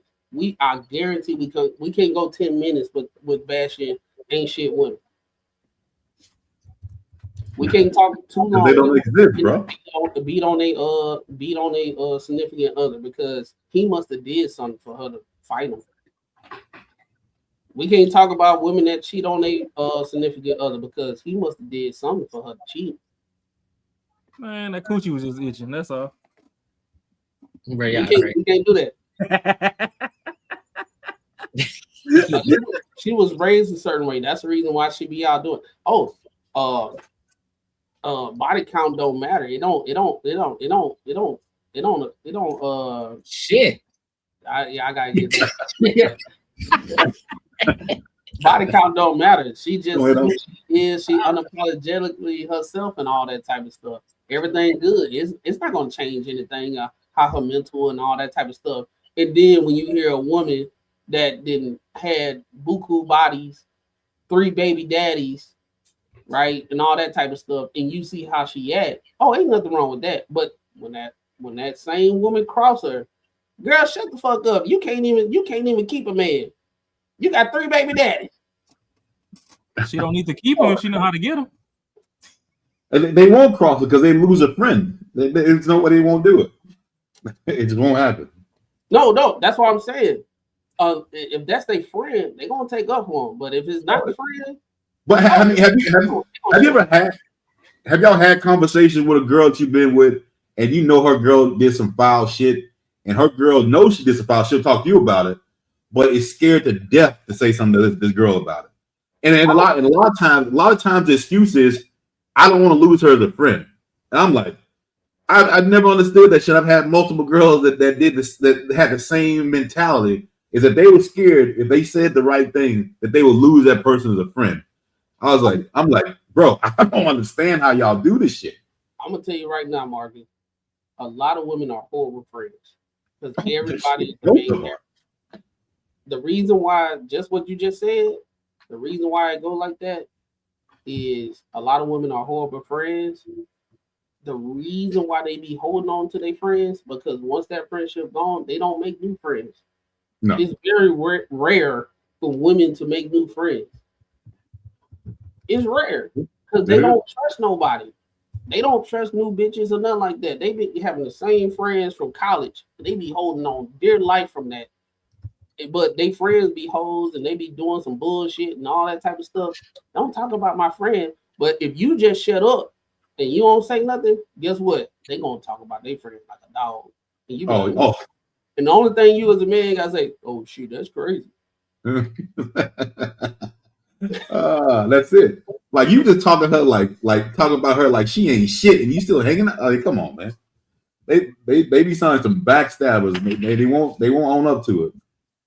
Well, you gotta remember, Marcus. A lot of them can't find enough people to go out with, so they ain't trying to lose their road dog. They ain't trying to fuck it up. Yeah, they ain't trying to lose their road dog. That's what it is. Yeah, exactly what it is. Bring up Miranda question again. Yeah, she says, man, so I don't want to be the one to do this, but does any of the girls love God, or are those the worst ones? My point proven. We can't talk about like it's always got to be something. Well, see, why they acting. The problem with the God conversation is where are they on their God journey? Because the ones that just found God, it's a lot of skeletons in their closet. Yeah. The ones that been new God, they just hard to deal with because they damn near try to treat you like, you know, they got another man. The ones that's like too far in the game, they treat you like you a side nigga. It's like, hey, God in heaven, who gonna take care of you on this earth? Like, but God ain't finna give your back hurt when your back hurt. He sent me to do that for you. Like, why are you fighting me? Those are the ones who say that those words like, I'm looking for a man to lead me, but you gotta have your relationship with God gotta be as strong as mine is. Like that shit don't even make no damn sense to me. Most of these women that most of these women they pick and choose things out the Bible. How you gonna sit and ask God for a God-fearing man, but the man that you want go against the very same thing that God said you shouldn't do? You don't.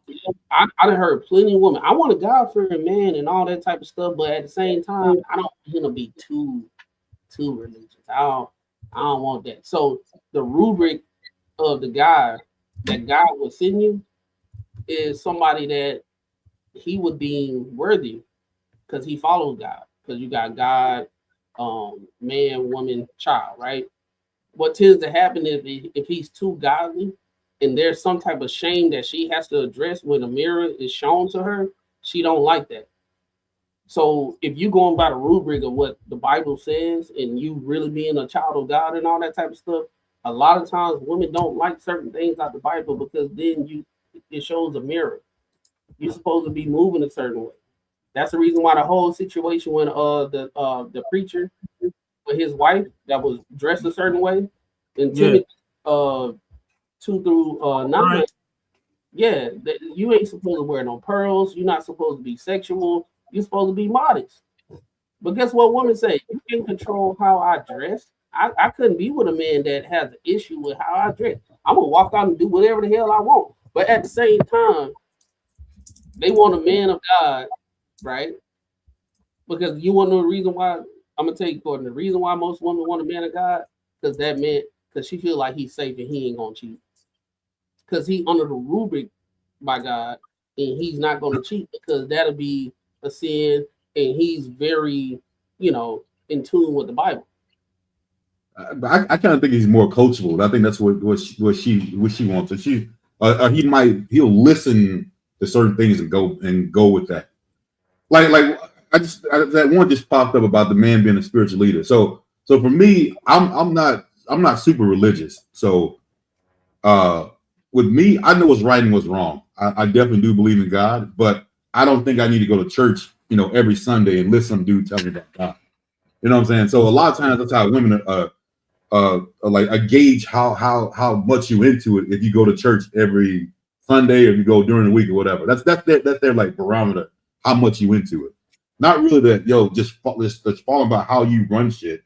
Like I said, like me, I know what's right and what's wrong, and that's the way I follow it. I look at it like, God is the Father, and I look at it like, hey, if God's the Father, He wants to see you do well, but obviously the right way.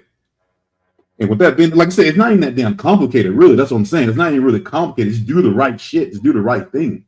Like, I don't need to go to church every Sunday just to know how to do the right thing. That's all I'm just saying. You are the church. That's the issue. That's the reason why a lot of these people that go to these mega churches and all that type of stuff, they were like, ain't nothing wrong with the dress that old girl wore, the preacher wife, right? Ain't nothing wrong with it because there's a time and a place for everything, right? So when you in church, that means you're supposed to be modest and all that type of stuff. But on outside of the church, you can do whatever. That's a misconception because you are the church. You are wherever you go. The building is not church. You are church, right? So if you want to be amongst what God's saying and everything, I hate to sound like a preacher and all that type of stuff, but if you want to follow what God say, it doesn't matter if you inside of a church or outside of the church. You still supposed to be going based on what He said. But that's the reason why a lot of times I be hearing women saying I'm religious and this, that, and the third, and I'm a Christian and all that type of stuff. No, you're not, because you the same one saying ain't nothing wrong with what she was wearing. Mm-hmm. Yeah, because the church is the new club. Exactly. So that's another thing too. Is like y'all worried about men going to church. It's some holy hoes in there. They doing it for the Lord. Like, I see more men having Bible study and all that type of stuff amongst themselves than going to church these days, because they understand these churches is monetization. If you were to say a Proverbs 13 woman and describe what she's supposed to be and how she's supposed to be and all that type of stuff, right? Not TD Jakes. What old buddy name is? I think it's TD Jakes. He said something from the scripture of Bible how women's supposed to be. Have you ever been swallowed? He damn near got canceled. I gotta get swallowed up. Yeah. No, well, not that one. Not that one. He wild. But he said something that was in the time, like in the about the time frame of like you supposed to be acting as what the Bible is supposed to say. You're not supposed to associate yourself with worldly things currently, right? So you subjecting yourself to things that's currently going on and all that type of stuff. You're not supposed to do that. So you're supposed to be modest. You're supposed to do X, Y, Z. That and the third. Women almost like blew a gasket because he said what was in the Bible, right? So that's when I sit back and I listen. I say it's very, very telling that you pray to God to bring you your man, and you want him to be God fearing, but you want to pick and choose the things that he's God fearing about. But if you would have a one-on-one with God and say, "Yo, I want what I want," you're like, "Bro, I'm pretty much sitting with somebody that's not in my best interest." Yeah, but see, the problem too that I have with church, the congregation, is I grew up, my grandfather was a bishop before his passing, right? When he was on earth, he was a bishop. I grew up in that joint. Now, when I was growing up, church was to go fellowship, learn the word of God, take care of people and whatnot. It's like this modern day church, like you said, especially the mega churches, it's just like they pimping. Like, there's a bunch of pimps and players up there trying to run shit, and it's like, okay, y'all not even really teaching nobody the word no more. Y'all just trying to get heads in the building so that they can donate to your cause, so that you can end up on that Drewski skit and be pretending like Drewski did something wrong. Donation. Like, I had a homegirl who, due to some unforeseen circumstances, she ended up evicted from her spot. She went to, now she didn't always go to the church, but her parents been a part of that church for 1, if not 2+ decades, and donating into the fund that's supposed to assist people.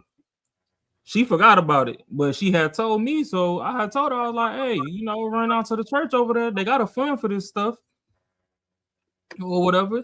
Your people's pay into it. see how much they give you to at least jumpstart something on the other front until you pick back up. She went over there. They straight up denied her. I'm like, okay, the amount of money that your parents donated into that fund, if they would have just put it in an account for a rainy day, if it was a rainy day fund, you would have been good for 4-5 months just off GP. So there's no reason why they should have turned you away. But hey, who's to say that those funds even exist in that account? You know what I mean? They might have said no because the funds don't exist no more. They didn't repurpose it some more. They paid off the Maybach or something. But when you go to that building, it's just everybody, it's a fashion show. Everybody trying to see who dressing better than the next person. They all on this gossip shit and everything else. It says come as you are. And they still turn people away for coming as you are. You know, the newcomer can't wear no mini skirt, but Miss Bertha been wearing mini skirts and twerking during praising hymnals for the last freaking 2 decades. We done seen her big booty over there shaking the drawers off of them skirt suit or whatever. But the newcomer come in, and because she a baddie and she younger, oh no, you gotta go. You could change and then come back. Like, no. She should be able to run in that joint butt naked, and you take your blazer off and cover her up and sit her in the front, let her hear the word, and then after you can see why she even came in there like that to begin with, and then start to, you know, not only gain her as a member to the fellowship, but gain her as a member into the kingdom.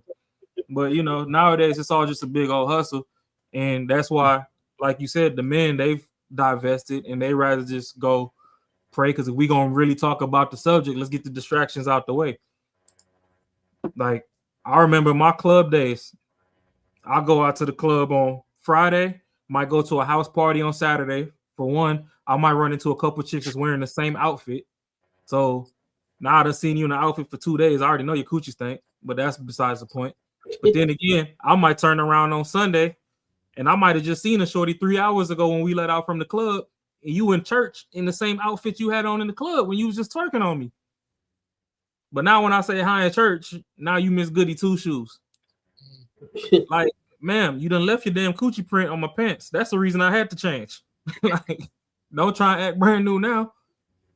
But then y'all try to act holier than now, like y'all better and stuff when y'all in the building.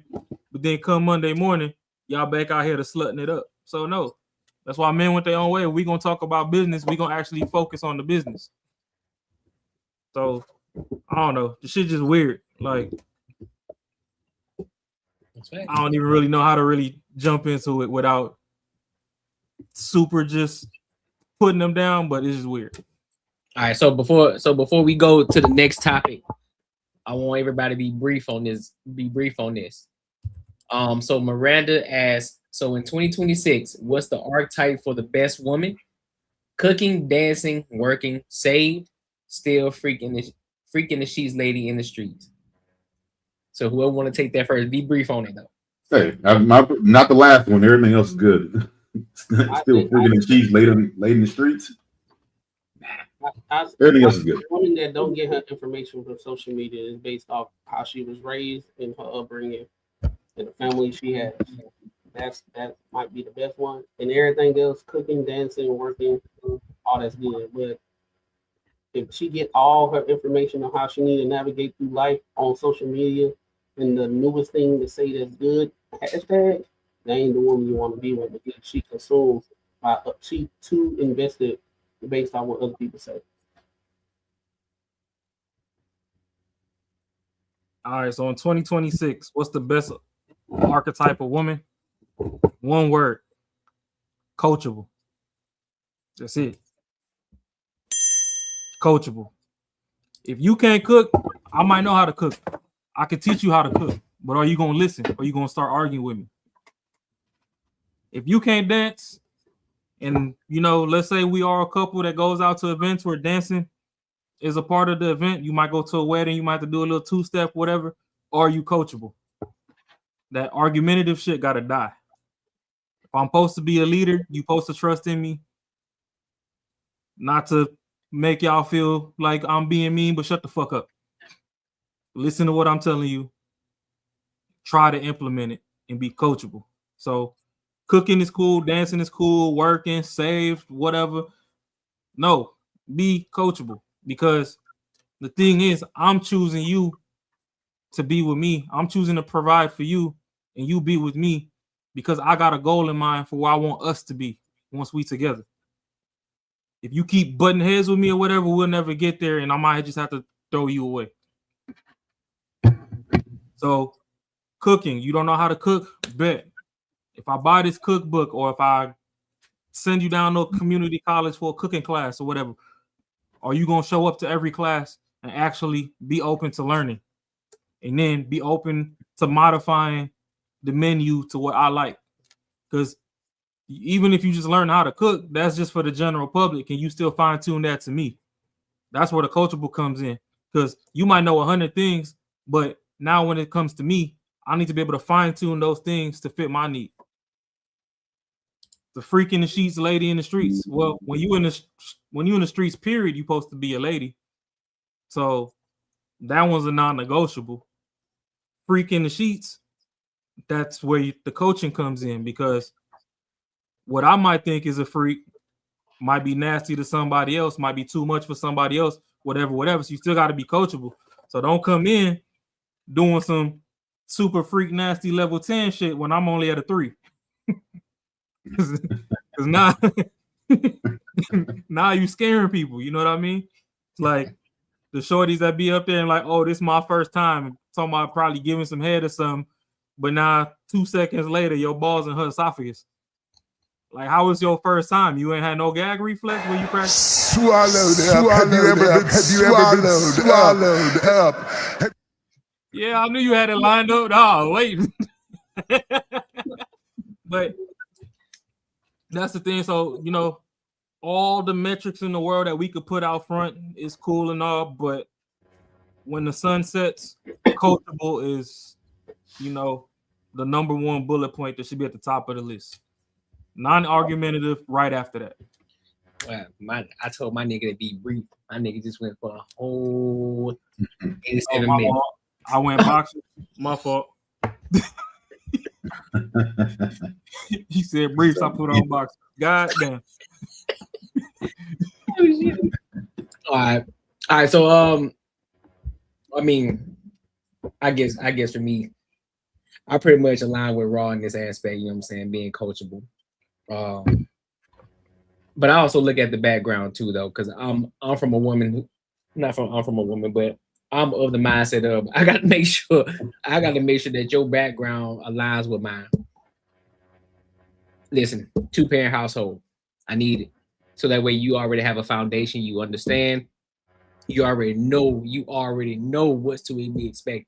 Because I come from a 2-parent household. That's the basic level for me. As far as cooking, you gotta know how to cook. Nobody said that you need to be you know, top chef. You don't need all that. Just your best dishes, at least 2 to 3 of your best dishes that you know how to cook. Dancing, don't really care, to be honest with you. I mean, I don't really go too many places where we dance a lot anyway. So don't really care about that. Save. I wouldn't say save, but I definitely would say that you're into your work. I'm saying you read your Bible, you pray, you do things, and big, you pray for me more than anything. I need you praying for me.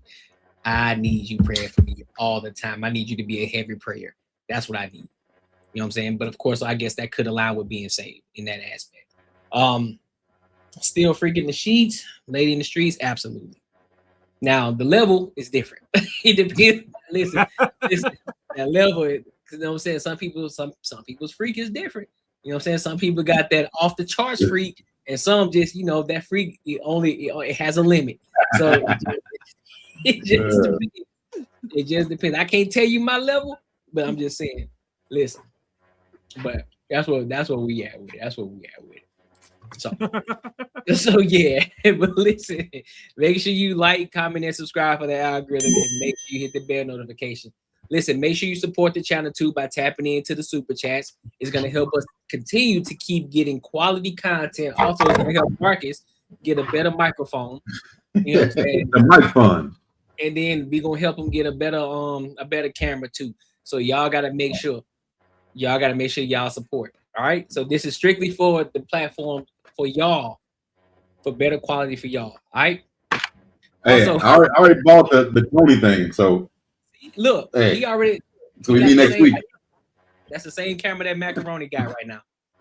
The camera There that you y'all go. see, Marcus just showed y'all. That's the same camera that he got. So I'll be up. Yeah, we're gonna do good, Chad. We're gonna do good. We're gonna do good. So look, let's go ahead and go to this next topic. Let's go to this next topic. So I want to ask the question again. Well, I ain't gonna ask a question. We just gonna dive into it. So shout out to Lapeef and their platform and the network, and they're talking about therapy and the misuse of therapy and also accountability. All right. So we're gonna dive in and then we're gonna give our thoughts. So again, this video is a little long too. So if I need to stop, y'all just let me know. All right, cool. And also for the chat, if y'all got any questions, listen, I'm serious about this one. If y'all have any questions, make sure y'all tap into the super chat because I don't want to keep pausing in between for the question. So if you got a question, put in the super chat so we can answer it after we talk about the topic. All right, so let's get to it. And still be accountable. What does that look like in real life? Sure. Wait, back it up a little bit. Be traumatized and still be held accountable. That look like can you be traumatized and still be accountable? What does that look like in real life? Okay. Sure. Yes, you can be traumatized and still be held accountable. Just because you were traumatized as a kid, it's not an excuse for you to grow up and be the same person that traumatized you. The same way that you wanted that person who turns you into this traumatized person to not traumatize you, you have the onus to do the same thing to be the same thing yourself. I think it'll be weird to say that just because somebody's been through a bunch of stuff, and because they've been through so much stuff, they can't be held accountable for what they do based on what they've been through. That's one of those I'm healing type excuses. Yeah, that kind of goes back to what I'm saying. I feel like a lot of people lean into that, right? They were traumatized, so you should excuse me. And in many situations, people will allow it because they'll understand their history and sympathize and sometimes try to empathize with them. Pause. I've been called worse, better people. Bro, put up his last thing, bro. That's crazy. Oh, what happened? That's a flagrant. I didn't even see that. I've been called worse by better people. Like, how like that? Put it on the screen. Oh, click on what screen? I put his comment comment in the chat. In the chat. Hey, yo, that's crazy, Sean. That's wild.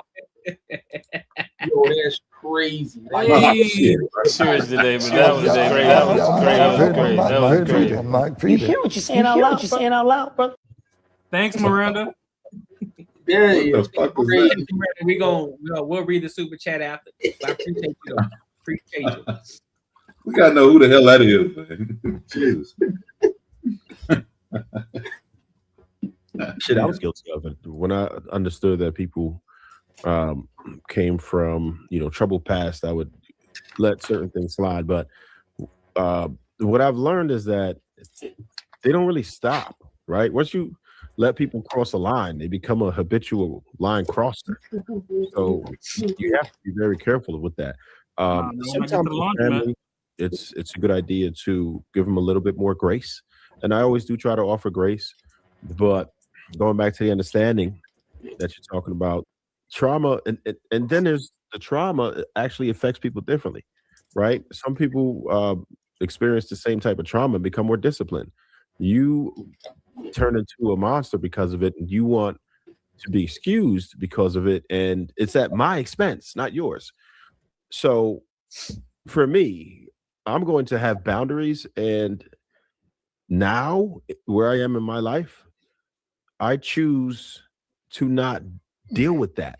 That type of element has no business in my life, right? Especially once you become responsible for others, you don't have time for those sort of things. There's no reason for a person to be dealing with all this extra anguish just because somebody else went through something. And it might sound, sort of cold or whatever, but no, we're not doing that. For 2026, people need to stop letting people violate them.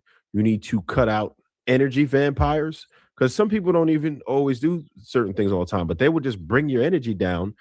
Let me address this real quick. Listen, the topics are already set. So why in the hell would I listen to a chat if we already got topics set? So if you want to listen to topics, or if you want us to speak on certain topics, you send it to the email, so that way on the next live stream, we'll have the topic that you want us to speak on. That's why you need to send the email. I'm not just gonna listen to the topic. So if you got a topic, because there's so many days between Tuesday and the next Tuesday. There's so many days. So if you want a topic that you want us to speak on, send it to the email that I put in the chat. Simple as that. Don't make it more difficult than it needs to be. Thank you. If it's spicy, we might do a Friday show.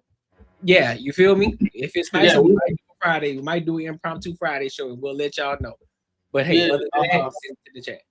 Yeah, just like what Courtney said, man. If y'all want to hear us on whatever topics that y'all feel, man, it's so many times people email us and text what they want to pick our brain about. We just need to know. We don't know. We up here just doing what we can do right now. So if you have something in particular, send it to the email and we'll talk about it. It's no issue, bro. It's no issue. No, I appreciate you, Chad. Listen. I'm not coming at you.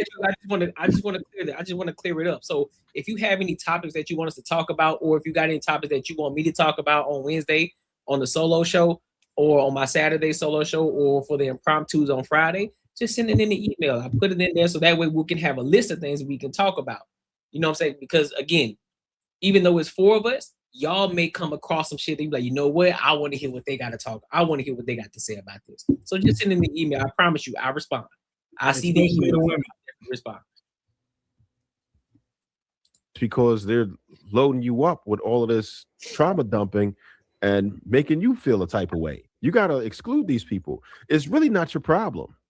If you don't do this professionally, if that's not what you do. Yeah, you can send it to Marcus too. He got an email. He can put it in the email because he don't want to give out his phone number. You know what I'm saying? He don't want y'all to call him King Mingling and Paul. You know what I'm saying? You're trying to be Mike Jones. And it's going to spill over into your life. Get the hell off. Oh, yeah. So can you be traumatized and still be accountable? What does that look like?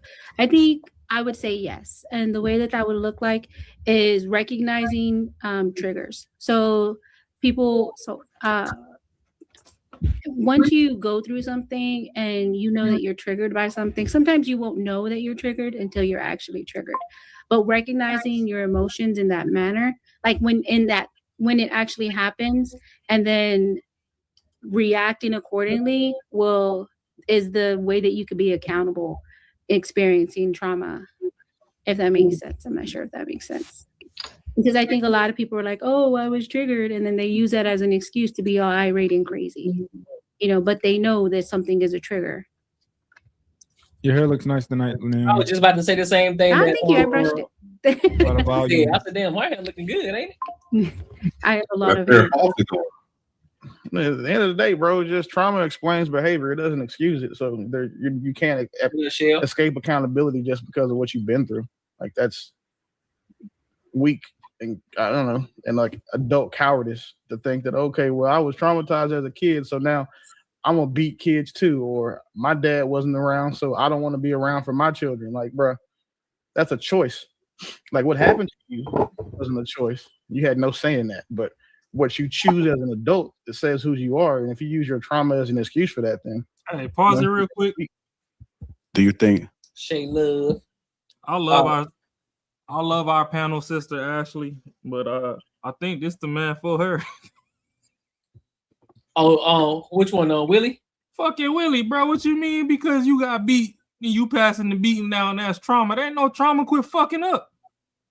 That's a fact. You knew the confines of what was gonna get you whooping and what wasn't, and you chose to be a habitual line stepper. That's a fact.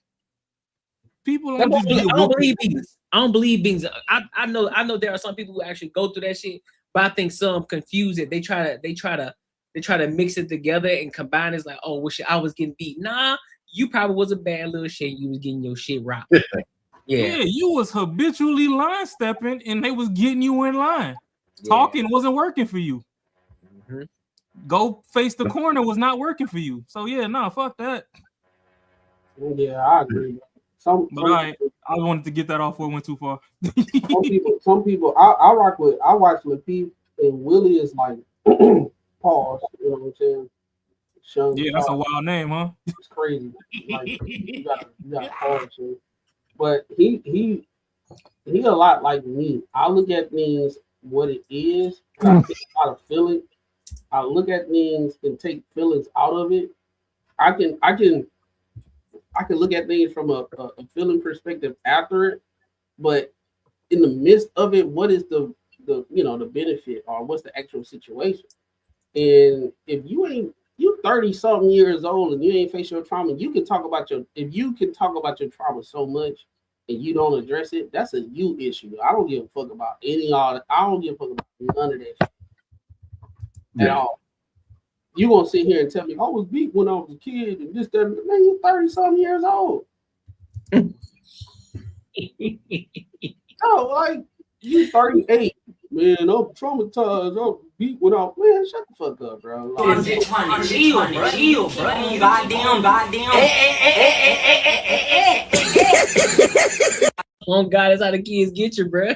Yeah, but you see that belt was hanging in the middle of the frame, though. You feel me? That's exactly why I played it. That's what you're gonna get next. Therapy talk is helping people grow when people dodge hard conversations. I think therapy is the new non-prescription drug. I believe that it's something that people who are not very interesting attach to their lifestyle because most people are pretty basic and rudimentary. So I think that people try their best to attach to something that appears like they are developed or seasoned or sharp. And saying that I'm in therapy can be a talking point. It can also give people the illusion that you're actually progressive. But yeah, no, I like True. I like True. Yeah, he lays it down. It's laughable. I don't think that it's helping people just based on my observation. Mainly because it seems that therapists are providing people a space to talk. But I think, like Pretty Intellectual said, it'd be hard to quantify how effective it is. You know, what is the progress of people? How is that manifesting in daily lives? Are we having a more developed society? And based on what I observe, not so much. But you can get therapy on your computer now. Don't even got to leave your house. Facts. So I guess that's how I answer that. Yeah, I think it's interesting when we talk about is therapy working, is it not working? Because quite literally a part of the sciences is seeing things over a span of time. And the idea of even therapy, especially in the Black community, is very new. So we have actually not been able to give it enough time to see if it works or not. It don't work. All these terms these are maybe terms that Yeah, this is a great to address. Go ahead. Yeah. So therapy is not a hard science. It's not hard science. It's soft. It's not repeatable. You can't do the same thing with science as when you're doing like biochemistry or something like that. You're breaking down molecules and all that type of stuff, and you come up and you write a formula and you have the result every single time. When it comes to psychology, therapy, and all that stuff, it's not a hard science. So everything is very, very subjective. So we haven't had time to see how it works. You're not going to see how it works because everything is so subjective depending on the situation they got going on. Yep.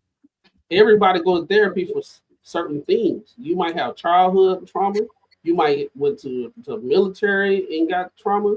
You might have had some trauma versus your relationship. It's so vast that there's no proven thing that you're going to get a subscription and this will work.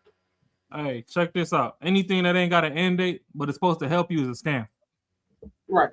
So she one of those Pretty Intellectual. That's her name, Pretty Intellectual. Mid-intellectual. She go on a diatribe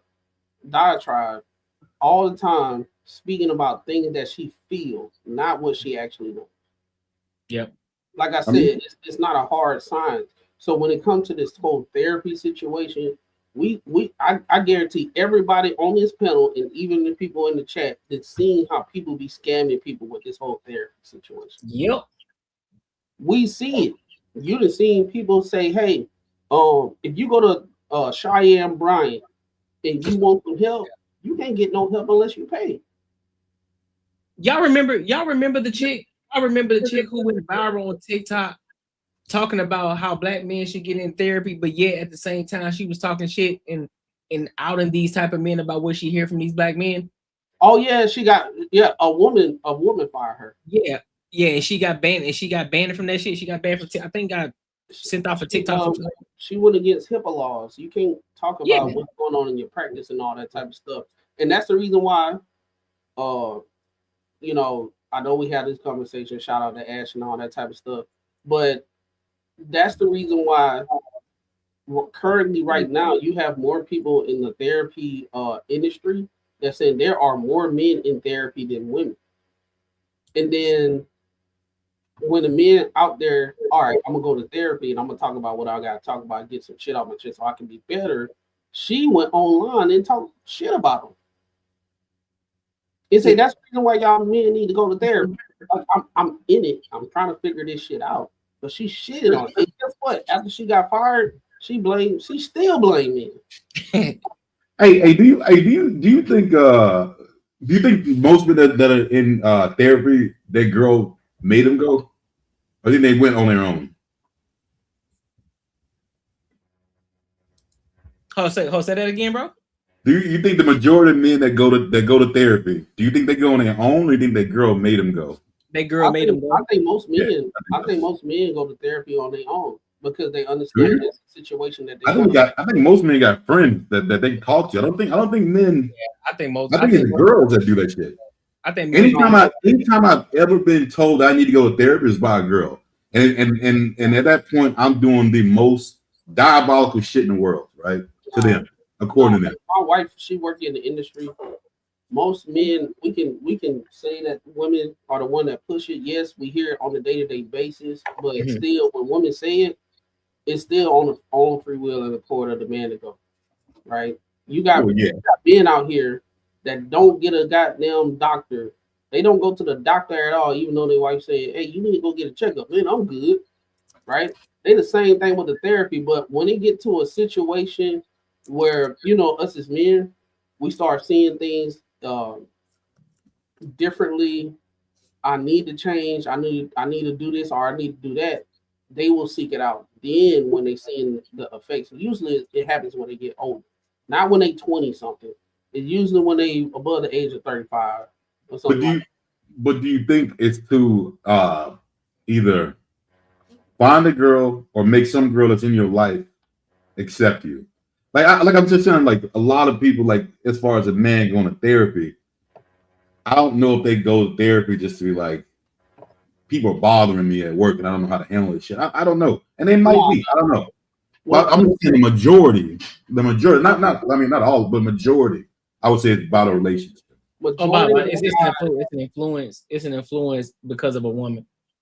Yeah. It may be an influence, but it may be an influence. Two things can be true, right? But at the end of the day, you might have the influence, but at the same time, that man might look at the situation. You know what? I'm gonna go ahead and go. You know what I'm saying? I'm gonna go ahead and go because I think us as men, most of us, the things that traumatize women don't traumatize men at the same level. Right. I think it's to a point with men, we be like, okay, there is something within me that, okay, I got to address it. And it gets to a point where when men go, they understand that it's going to impact their life. I think like on a huge level. Most of us, we done got our ass whooped. We done been cheated on. We done been on hard breakups and all that type of stuff. Women treated us like shit and this, that, and the third. We got used and all that. We good. We just keep it going. But once it get to a point where you're trying to establish a lifestyle with your family and you trying to build a family, and majority of times a woman may say you might need to go to therapy. If you seeing the impact how it involves your family or the people that's closer to you, I think majority of the time that's when men go to therapy. When they by themselves, they good. But when it's in the things that you're doing, you might be an alcoholic, you might be doing whatever. I think that's when, if they have things that they in charge of that depends on them, I think they have the proclivity like really to really go in, not just because a woman said. You know what I'm saying? Like I said, even if a woman say, "Hey, you need to go to therapy," and he know if I don't go to therapy, she threatened to leave me. That's one of those things. He went because of that. So that's where I'm gonna be controversial. His like what he in charge of. I think that's majority of the time. Yeah, because that's why I'm gonna be controversial, and I'm gonna say therapy for men is for two types of men: weak ass niggas and lonely niggas. It's like I keep saying all the time. Guys are supposed to have a circle of solid guys around them. That is your group. That is your pack, your tribe, whatever the fuck you want to label it. Them is your people. They supposed to hold you accountable. Like, hey, bro, you being a total dumbass right now. Like, why are you doing this? You keep saying that she doing X, Y, Z, but look what the fuck you doing. Stuff like that. You're supposed to have people around you to hold you accountable. So either you're lonely and you have nobody around you, or you just a weak ass motherfucker, and then you need some more titties to suck on because the Similac and breast milk that you had as a toddler didn't do enough for you. Yeah. I talked to my mentor one time and we talked about therapy, and I had the same sentiments, but he was like, he came from a household, he in therapy. And he gave me a new perspective. He was like, what if you had nobody to talk to? That's what I'm saying. That's where the lonely come in. Yeah. So he was like, there are some people, some men, hey, you can go to your dad, you can go to your mom, you can go to your cousin, all that stuff. Some people, they ain't got that at all. And then when you're going through something like a divorce, who you gonna talk to then? You can't talk to the lawyer. He's not your therapist or somebody that got your best interest. They trying to make money. So sometimes a therapist, and sometimes you got to go to a couple of them. But in general, how women like to weaponize therapy of just, I even heard weak ass men say, everybody needs therapy. Everybody needs therapy. Sometimes you need to just get your ass up and face the shit that's in front of you and be a man. See, I got a review video that's in front of you. That's exactly what it is. And you need to put yourself in uncomfortable situation so you can go rise above it. So you'll be desensitized to the bullshit that's ahead of you going forward. Yeah, I got this review video I'm finna do on this shorty. She was talking about her therapy, and she been in therapy, if I remember correctly, for over 2 decades. Oh, yeah. If it took 20 plus years of you talking to somebody and you still fucked off, then they're scamming you. That shit. I mean, technically, if you want to think about it, insurance is a scam. Because if you, from you born until you die, if you paying on that insurance and you ain't never had to use it, you got scammed your whole fucking life. Now, granted, if the few times that, you know, somebody here or there, they actually have to use it, it's beneficial for them. But at the same time, if you would have saved up money to fix your own shit to begin with, you could have just opted out, minus the fact that they mandate you to have insurance for stuff. You could have just opted out of that shit because that shit's a scam. And half the time when you need to use the shit, they make you jump through hoops. They make you jump through hoops to pay them, but you know, for your claim, you got to jump through hoops to fucking get your claim handled. So it's a scam. And that's how I feel about therapy. So a lot of people I seen that went to therapy, it helps a minuscule few, but on the majority scale, them people just as fucked up as when they started. Y'all just bought a friend. That's all. Instead of getting a friend for free, y'all just bought a friend that y'all could talk to. And after 60 minutes or however many minutes your block is, they can just tell you to shut the fuck up and see you next time because it's tied to a check. Would none of them niggas call you if you fell hard on times and you lost your job or whatever? They would not give you a free session. I know a chick right now that's a psychologist. She just as fucked up than she more fucked up than people that go see her. Bro, a lot of them are. A lot of them are. You get them online all the time. The shit that I know personally. I know the people that be going to her, they probably if the problems that they had going on will fall on the ground, a lot of people will pick it up because they it's better than the bullshit they got going on, right? The woman that's the therapist and psychologist, they got a doctorate degree and this, that, and the third, and blah, blah, blah. She more fucked up than the people that's going to see her. Bro, she gotta hold that shit in, and then when she go home, she got a therapist too. So she go to work giving therapy sessions to people, and then all the shit that she's trying to hold in and don't want to project to the people that's actually in her therapy sessions, she holding it back. She got to go to her therapist, and that therapist might be going through the same shit she going through. But that's my problem too.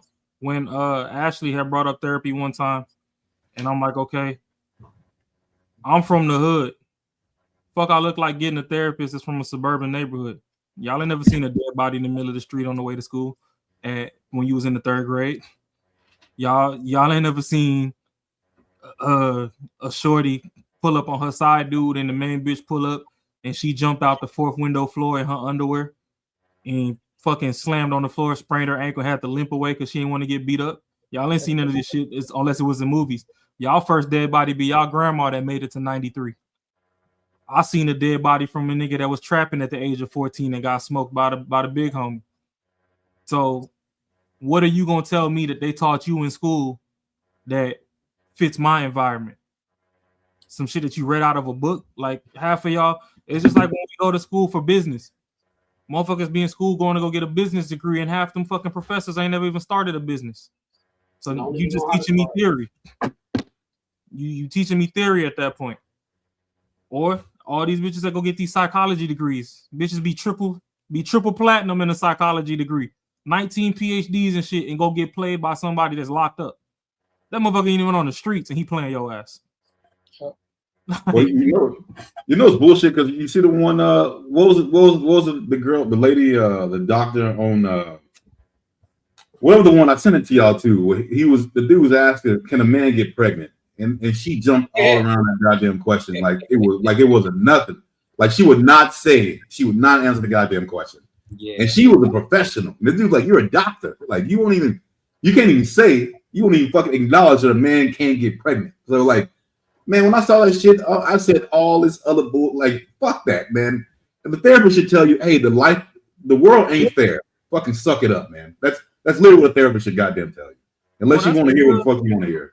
Well, they keep tap dancing with the political climate because they don't want to make some money. Because you crazy motherfuckers making money. Yeah, but that's the thing though. If you're supposed to save my life, fuck being offensive. Spit the real. So, like you said, no, men can't get pregnant. Now, if you cut your titties off and took hormones to grow a beard, you can still get pregnant because still a little cootie cat down there. If you want to lie to yourself in the mirror and say that you a man, you can still get pregnant. You still got ovaries. But, if you got a motherfucking schlong down there, pause. You can't get pregnant. Where the baby gonna come out of? You ain't finna squeeze them out the tube. So, yeah. So that's the thing. Like, a lot of these people, they keep succumbing to all these political climates and stuff. And it's like, no, certain things don't need politics in it. Medicine shouldn't be with politics. Just spit the raw as it is, as medicine has it. Yep. This therapy shit, spit what the mind is supposed to be doing when it's in its regular form. Don't be like, oh, well, I get that you have an identity crisis and this is what you might feel like. No, you shouldn't be feeling like this because that's stupid as fuck. Quit cosplaying. We in at Comic-Con right now. Comic-Con come once a year to your city. You got to live every day. Every day, this is what you're supposed to do as a man. Every day, this is what you're supposed to do as a woman. Like, quit coddling people for their fucking feelings. And a lot of these therapists are just coddling you because you paying their bills. So they're not. Have you ever seen like these people who say that they you ever seen the people who say like that they are obviously a born woman, just say they're born woman, but they transition to the wrong body? Yeah. But the thing is, you kind of think like maybe they have a mental illness, but I promise you, I've seen it happen like 4 or 5 times. If someone asks him, hey, so if I'm black, say if I'm black, now I'm white because I think I'm white, whatever, and they acknowledge that is crazy. But for some fucking reason, they can't acknowledge the shit they're going through. They might try to avoid a little bit, but they won't. But you can tell they know, bro, that's crazy. You're fucking obviously black. You're not white. So like they know the shit ain't like you're in my face. I know you're not a fucking woman. Come on, man. But you're still trying to play this. But you put with a white and black thing, then they acknowledge how crazy that is. So I mean, yeah, it's wild. Yeah, I follow this guy. That's why you gotta get the ebook. That's why you gotta get the ebook. I've been called worse by better people. You gotta get the ebook. Earn while you save. Gotta tap into the Patreon. See, then you can learn how to save your money the right way. Invest your money properly. Whoa. I'll put the link. I'll put the link in the comments. Damn, but my homie a tattoo artist. He just bought 2 Lambos. Yo, I follow this guy. And he's a successful business person and everything, but he's hugely Christian, and how he makes his money is based off the Bible. That's the crazy thing, right? And he said he never went to therapy, or he don't believe in therapy because the Bible, he 100% with the Bible. But he did say something that was very interesting. The thing that was very interesting, what he said was, he don't go to therapy because he believes people that actually, the mass in general, majority of people that go to therapy is they go into therapy to have a crutch for the reason why they fell in life. Yep. They already know what they need to do, how to progress, and all that type of stuff. But if they go to therapy and tell people they go into therapy, people give them grace. But the thing what he opened my eyes was like maybe like 5, 6, 7 years ago was other people grace of how they think about you ain't got nothing to do with what you got going on. It ain't got nothing how fast you going to progress and everything. Nobody owes understanding. So that thing that you stressed about and all that type of stuff, handle it. And I guarantee you, okay, after you handle that situation that you stressed about and all that stuff, now you was getting beat when you was little, like it's crazy and everything. Yeah, you got trauma, you've been in the military, you got PTSD and all that stuff. That's some real shit. But you just having trauma because your mama didn't love you and or you wasn't treated like your other siblings. Man, boss up, do what you got to do, make your money, everything be all right. Because, like, for real. And let's be 100% honest. Most of the therapists, they going through their own bullshit. They can't even get their life together. They can't even get their life together. So how the hell they gonna tell me how to do something? It's like, nah, I'm good. I'd rather learn from somebody who's actually doing it, somebody who's actually been there and got themselves out of the situation. That goes with anything. That goes with business, that goes with life, that goes with marriage, relationships. Somebody who's already done it, somebody who is still doing it, and they're successful at it. It's like, all right, bro, I see what you have done. I seen the obstacles that you had to go through. What was the mind frame in order for you to get past that, get over that obstacle to get to where you are today? And boom, they'll be more than willing to tell you. You know, the biggest thing is it's going to be fucking tough. And that's the thing. It's not going to be easy. But these other people going to therapy, they want something to be easy. They want it to be like, hey, I understand your pain. How do you want to handle this? And let's figure out a way to do it the way you want to do it. Not like, if you go to someone who really has overcome it, they had a problem, they overcome it, it's not going to be fucking easy. That shit ain't going to be, it's not going to be like light work. Now, I think that's what people, when they come to a situation and then they hear like how tough it's going to be, and they're not hearing like, oh, it should make me feel good right now. I think that's why they turn away. They'll turn around from someone who's actually giving them real shit, but they want to go to someone who's gonna make them feel good about it. Hey, your mom didn't treat you like shit when you're young. I understand why you can't work. You know, a lot of people are like this. Blah blah. You're justified from doing this. Instead of someone telling you, bro, that shit sucked, but get the fuck up. No one's gonna care about you. No one's gonna fucking be there when you can't pay your rent. Your family's gonna leave you. We gotta figure this shit out, bro. You gotta nut up and do the work. They don't want to hear that type of shit though. I blame Bush. Bush is the one that started the whole situation. No child left behind. Since then, it's been chaotic because you got some people. Well, you got a lot of people that can't critically think, and just because they are faced with adversity, which most adults tell you, hey, one day you're going to be an adult and you got to move mountains, you got to make the impossible happen because that's what adults do. When they face that adversity and it doesn't work out the way they want it or what's been told by society, you should just, everything should just be 100% easy coast and all that type of stuff.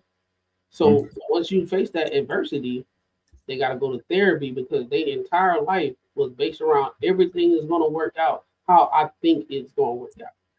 Yeah. Back in the day, it was a situation that everybody knew some things ain't going to work out how you think it's going to go, but you still got to go a course and you probably got to open different doors. You got to go over the door, under the door, right, left. You know, you got to break through the door. It's different ways to get to your goal. Right now, what's being positioned to most people is this is how it should be, and that's what it is. If it don't go that way, it's everybody else's fault. Yeah, not you. It's everything around the United States is corrupt. The world is corrupt because things ain't happening how you want it to happen. And a lot of those people have that main character energy. And that's the reason why, shoot, as you can see, they interrupting with ICE situations. People got friends. They online giving their dissertation of what they allow and they don't allow, what they expect. They the main character in their life. Instead of people just sitting there like, you know what, bullshit happened. I got to get through it. Yeah, and it could be like a scenario like this. It could be like if just say this, if it was me and some other dude started at the same time at our job. Just say this dude works out, just like, motherfucker looks good, right? Everyone like in normal society, they would say this motherfucker look good. He got his shit together, right? You know what I'm saying? Me, I'm just a normal looking dude. And just say a year passed by, he keeps fucking going up the ranks. I know that I might think in my mind that I'm a better worker than he is. And that's sort of scenario. A lot of people will let that frustrate the fuck out of them and not understand how the real world works. Is that's just a real world thing. Like they will sit there and bitch and complain about that person moving up, how unfair it is, instead of just being real, be like, yo, this is just how the world is. Fuck it. The other people who were above him were able to look at it, and that's how they did it. But I can't let that shit stop me. Either I'm gonna stay at this job, work my ass off 3 times more than he does, or I'm gonna go somewhere else. So it can't be sitting there just bitching about how unfair it is, because that's how the world is. It's because I've been in corporate America for a long time. Courtney, he knows this. Everybody that's in corporate America can attest to this. There's a difference between brown nosing and networking. A lot of people that don't know what networking is, they look at it as brown nosing. Yep. And that's actually how you get to where you need to be. You can know how to do your job for full, but everything's about people. People that work with you, they feel comfortable with you, and they feel as though that you can navigate through this thing, through the company and all that type of stuff. You can build relationships. You're likable and all that type of stuff. You're gonna get promoted. But if you sitting there, I'm gonna do nothing more, nothing less. I do my job good. I do it better than everybody. But you always get into it with everybody. You ain't going nowhere. Yeah, that's a fact. You're not going nowhere. You're gonna be just a good ass employee that's gonna stay right there. I know people right now that I was working with 9 years ago. They in the exact same place because they had that mindset. It's fact. I'm gonna play a little bit more of this. A lot of people have been using that we just have not been using because we've said, don't go to therapy, go to church, right? So when we even think about how new it is, we'd have to be a little bit patient and give it a little bit more time. But the idea that we're overusing, incorrectly using terminology is at least an indicator that we're being exposed to information. So I actually don't take it as being a negative. It's more so just when you hear somebody incorrectly using a thing, correct it. But at least they know the word. At least like we're starting to circulate it in our language that we do believe some things are predisposed. We do believe some things are learned. We do believe that you can recover from certain things and others are chronic. We do believe some things require medication and other things don't. So at least we now know it's, I don't know. I'm wondering why, with it being so new, are we so critical instead of curious? Do we actually know though, based on, and I'm going off of what your perspective is based on what I heard you say moments ago. You seem to have a hard stance on qualifying. And so I do understand that you need to give something an adequate amount of time to be a proven concept. But I also believe that this is me, that sometimes people jump on fads of sorts. Right. And therapy seems very faddish. It seems very much of, okay, because if you look at human society predating therapy, most societies have functioned quite normally without this said therapy being a thing that you needed in order to progress through one's life. I mean, normal. Yeah, to some basis of normality, of course. And therapy was not needed because we used to have communities. We used to have tribes. We're unaliving each other and going to war and like taking people out and like shooting up schools. How far left you went? What are we talking about functioning normally? We're all the way left. All the way left on that one. No, we're not. Yeah. You remember when I said people to justify what they talk about, they go to Universe 7? Yep. All the bad shit in one basket. It was like, hey Mac, hold on. He paused it at the worst moment for her facial expression. oh yeah. That's crazy. Women And most women will go to her as a therapist. Yeah, she'll be the therapist that's pseudo intellectual, and then she gonna mindfuck you to be just like her, how she talking. Yeah, we're unaliving each other. This man, you know how bro. When we was growing up, we went through 9/11. We went through so many different things back in the day. You know what I'm saying? There's going to. She is the person. She is the exact person that she's an absolutist. Everything is absolute. It's either or. So if people are killing, unaliving each other, this, that, X, Y, and Z, now that's rampant and it's happening all day, every day. It's everywhere. It's happening like 1 out of 1. When you walk outside, you gonna get off. That's how she make it, right? But it's not that. And she, to justify her stance, she had to go to the extreme. Yeah, she reminded me of somebody that I can't speak. She reminded me of somebody too, but I ain't gonna say it. Yeah, I can't speak of, but yeah, she definitely reminded me of somebody. Yeah.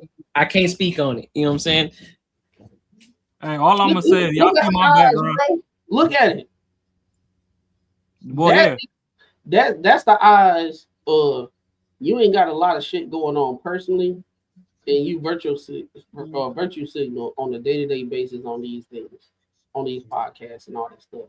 And you get so consumed with what the media is telling you instead of what you actually consume as far as trying to get an understanding about. Those the eyes. You can tell her, hey man, they doing X, Y, and Z because of Trump. She gonna believe it, and she gonna tell you that it's true, even though she heard about it and you just made it up. all I can say is I'm sitting in my therapy room right now. Y'all see what it say up there? Oh, you saying it's too much dust between her washer and dryer, bro? Man, it's too much. It's too much. That shit done accumulated. Gotta recalibrate. Back in the day, when the TV, back in the day, TV was messing up. You had to smack it a couple times. Yeah, when you had the big back TVs. The big back TVs. Shooting drills in schools instead of earthquakes and tornadoes. Like, we're not functioning normally. We're not doing well. Pretty, I thought you isolated this to the black community a couple minutes ago. One second. I isolated it in one example, sir. I'm speaking generally that the idea of therapy is still fairly new. Okay, I thought you specifically were saying in the black community is fairly new. My Yeah, apologies. so I zoom in and zoom out when I talk, so you got to keep up. Oh, I can't. See, that's that condescending shit, bro. I can't stand hoes like that. I'm sorry, I cannot. Just had a fucking conversation. You don't have to do shit like that. Cause what it then shows me is that you really ain't trying to have an argument. You just trying to attack. You really trying to. I'm sorry, not an argument, but you really aren't trying to have a conversation. Like if a man did that, bro, when a woman is talking about her experience and how she feel about something, and a man say, "Hey, look, that ain't what we talk about. So keep up, ma'am, so you can actually understand the X, Y, and Z." They'll say, "Yeah, hey, you mansplaining and all that type of stuff." It was unnecessary. Like if you were really trying to have a conversation, you wouldn't even say that. I don't give a fuck. This is why I don't like people who self-proclaim themselves to be a certain thing. Like her, I'm pretty and I'm intellectual. Shorty, I mean, I seen better looking, and I've seen more intellectual. So I don't like. I can't stand that shit. I really can't. And this is the thing, though. So someone can hear what you just said and be like, that we talk shit about women. Right? Like, look, the thing is, when you have a fucking attitude that's ugly and nasty, and then you look a certain kind of way, one person's gonna say something. If she was cool, feminine, whatever, man, no one would ever talk about. No one even say shit about her. So I don't want. Cause I know a lot of people say shit like that we like sit like down in women and stuff like that. But it matches her attitude. It matches like what she's throwing out. You know, it'd be the same thing if some dude was like, fat as fuck and be like, you know what? I'm gonna need a girl who's fucking under like 120 pounds. You're like, man, what the fuck your fat ass talking about? Like, I mean, that's exactly what it is. Like, it's the same shit. If you got a fucking shit ass attitude and you her attitude just don't match the way she looks. That's all I'm saying. I just say she I never heard her talk. She spot on some things, but when it comes to, I think what happened was because, like I said, I'm not left, I'm not right. I think I try to strive to be like the most objective person. Her cards were called when Pearl was on the show. It was shown because at the end of the day, if it's just us as black people we talking about, she shit on black men when she can. But when Pearl was up there and she started saying the same shit she said, then she was in defense mode for us as black men. And she didn't even notice it. Pearl came up there and gave stats and said black men X, Y, and Z, just that and the third. She defended it. And she was like, how can y'all black men just sit up there and listen to it? Because us as men, we like, shit, that shit kind of true, goddamn shit. Or we is fucking up. Like, damn. Yeah, we talk about it. But then if we in another conversation and we talking about relationship dynamic, she was saying this, whatever Pearl was saying, pretty intellectual, she said the exact same thing. Even worse, though. Even worse. I mean, they all the same group. Jazz, all those women that's up there, they shit on men all the time. Majority of the men up there say, hey, that couldn't be true, but it's not most men. They say no. It's all Molly that's on Anton Daniel's show. She's Molly. All of them do it. But then when a white person show up and say the same exact name, oh, now they white knight.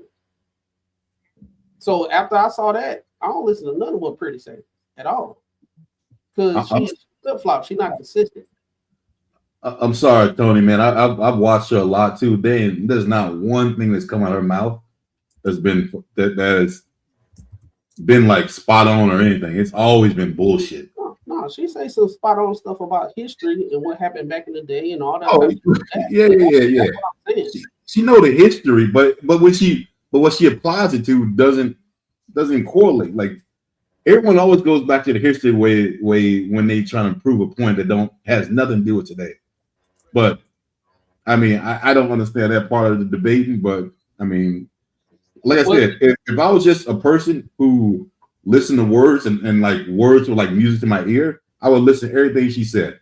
And I think that's what a lot of people do. I think it's how a lot of people actually process shit. If you're very articulate, you sound like you know what the fuck you're talking about. Because it's the funniest thing. Because I know, and I've said this shit before. You know when she's in a group of people who are like sheep, they fucking whatever comes out of her mouth, where they're like, yeah, right on. But then when you get in a room with like True and Willie and those other cats, they gonna call you out of your bullshit. And fucking that's when you start going far fucking left because you don't know what the fuck to say because no one ever questions what you say. The thing is a lot of people who are extremely intellectuals tend to be the dumbest because they try to use a lot of big words to make themselves seem as if they are so smart. But then yet, if somebody were to tell you, hey, listen, break this down to me as if I'm a second grader, they don't know how to do that. Yeah, go ahead, man. You got to do that when, like, say you're a superior and then you training somebody that's new on the job. Are you going to use the same thing that you're saying at this point, the way you're at in your profession, or you need to train them up to get to here? And oftentimes, like with Pretty and what his name is, Six to God. Yeah. What's his name? His favorite word is moot. Oh yeah. Oh, Six. Yeah. His favorite word is moot. It's a non sequitur. Like me, I'm pretty well read and all that stuff. I know what he's saying and all that type of stuff. But if I'm in a general situation, I ain't got to do all that. I spend more time trying to explain what I'm saying than just saying what I need to say. But it don't even sound right. You sound like T.I. when he's trying to talk, right? No, he's using big ass words. It just don't even fucking sound right.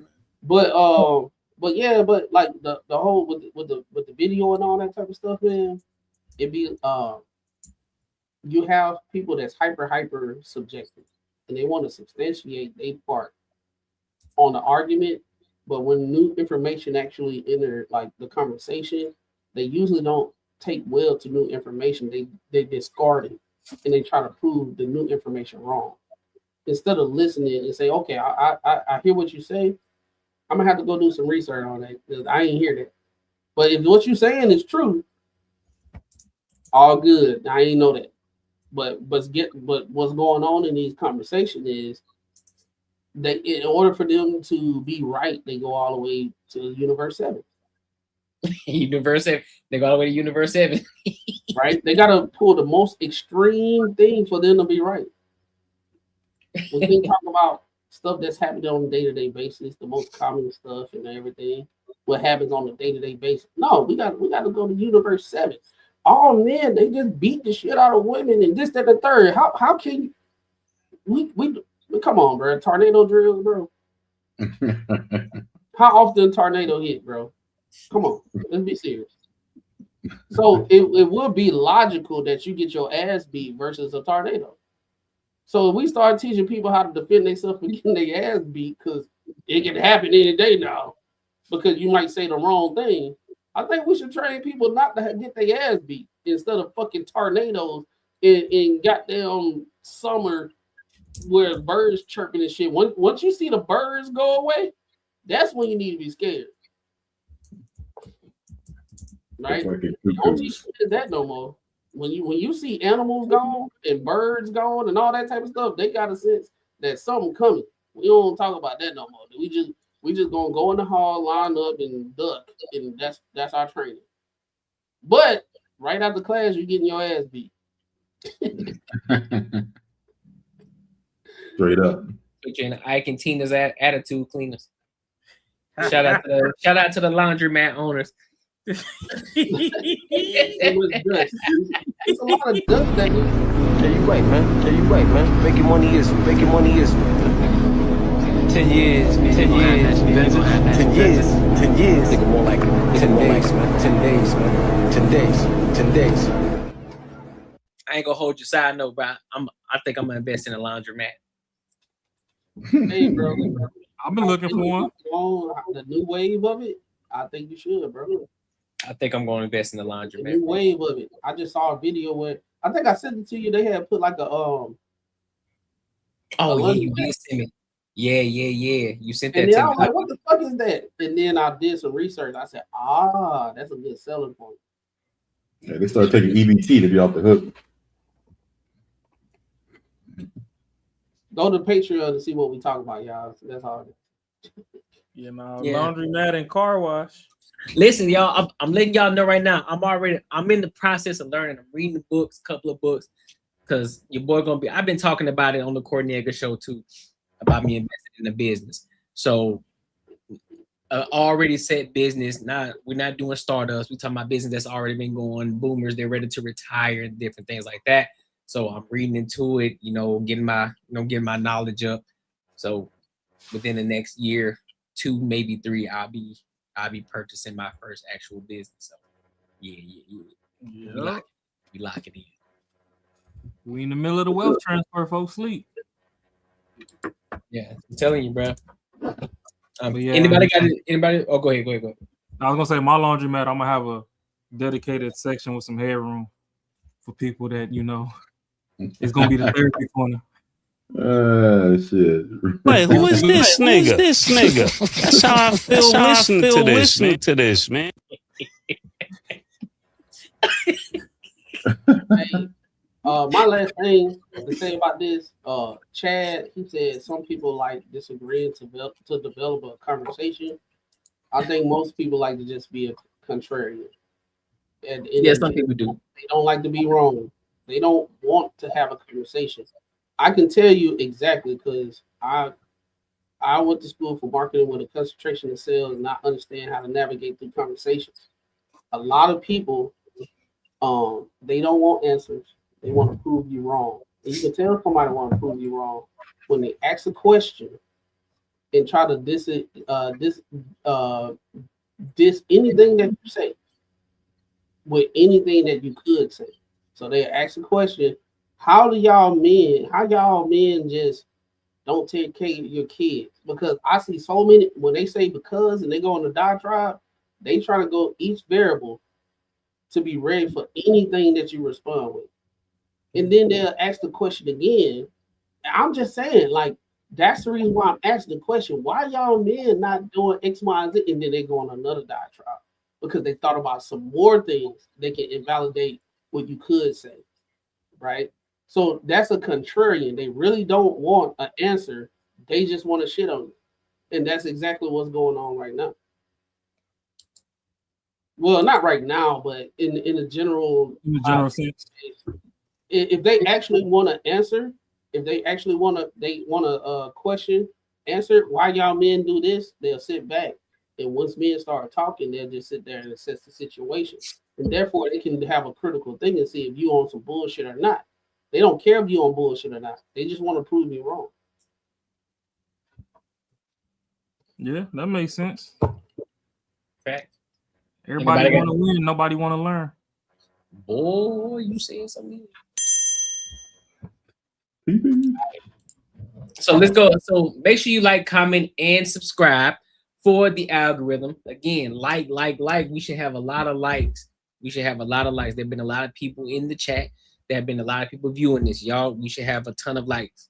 All right. It helps for the algorithm. If you want to support the channel, tap into the super chats. If you want to become part of the Earn Circle, the link is in the description as well as pinned in the comments. Listen, in the Patreon, we are leveling up. That's where we talk about other things outside of just the relevant topics, cultural topics. We are actually building, we're growing. That's where we talk about things of the back end of stuff, how we use the YouTube channels and how we're growing our platform. All right. So you definitely want to tap into the channel. And then eventually we're going to be talking about meetups too. But once we hit certain milestones, we're going to get there. All right. You feel me? I'm gonna be dressed in all white. That's crazy. But let's go to this next topic. Let's talk about fitness and big women, big backs. Hey, talk about the big backs. You know what I'm saying? saying? The ones with the 6-pack under their arms instead of on their tummy. Facts. You feel me? Fat acceptance. So fat acceptance, gym edition. So we're gonna watch this video and then we'll give our thoughts on it. All right. So let's go ahead and rock out.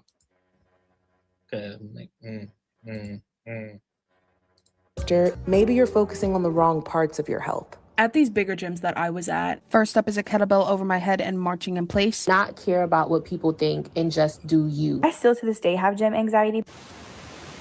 Let's talk about the bizarre trend of pretending that obesity and fitness belong in the same sentence. We're going to look at a handful of viral clips from creators who are trying very hard to convince you that you can stay obese and still call it fitness. Let's start. My name is Carrie. I'm a personal trainer and a powerlifter who lifts 4 days a week, and this is what my body looks like. Which means that when I post my workouts on social media, most people assume I'm just starting my fitness journey. I've been working as a fitness professional for 5 years now, and that part still rubs me the wrong way. Because there are so many people in larger bodies moving their bodies regularly and accomplishing their goals in the gym, and they'll always be seen as a beginner because the size of their body hasn't dramatically changed. But hey, maybe if I keep showing up on your timeline, you'll recognize that someone's size does not actually determine their fitness level. So you're a personal trainer and a powerlifter who trains 4 days a week, and this is what your body looks like? You say that like it's supposed to be some kind of revelation, but it's actually the most common excuse we hear from the body positivity crowd. You stand there presenting a body that is visibly carrying too much fat, and then act shocked that people assume you're a beginner. And how could they not? In a world where fitness is supposed to mean visible progress, strength, and health, the signals your body sends are the opposite. Lifting heavy is cool, but if the diet is ultra-processed junk and the gut is inflamed, you're building strength on top of dysfunction. Because 5 years into being a fitness professional and still having a body composition that screams beginner is a sign something fundamental is off. Fasting, prioritizing animal protein, cutting ultra-processed foods is where transformation happens. I really think that trainers are supposed to embody the lifestyle, not just preach it.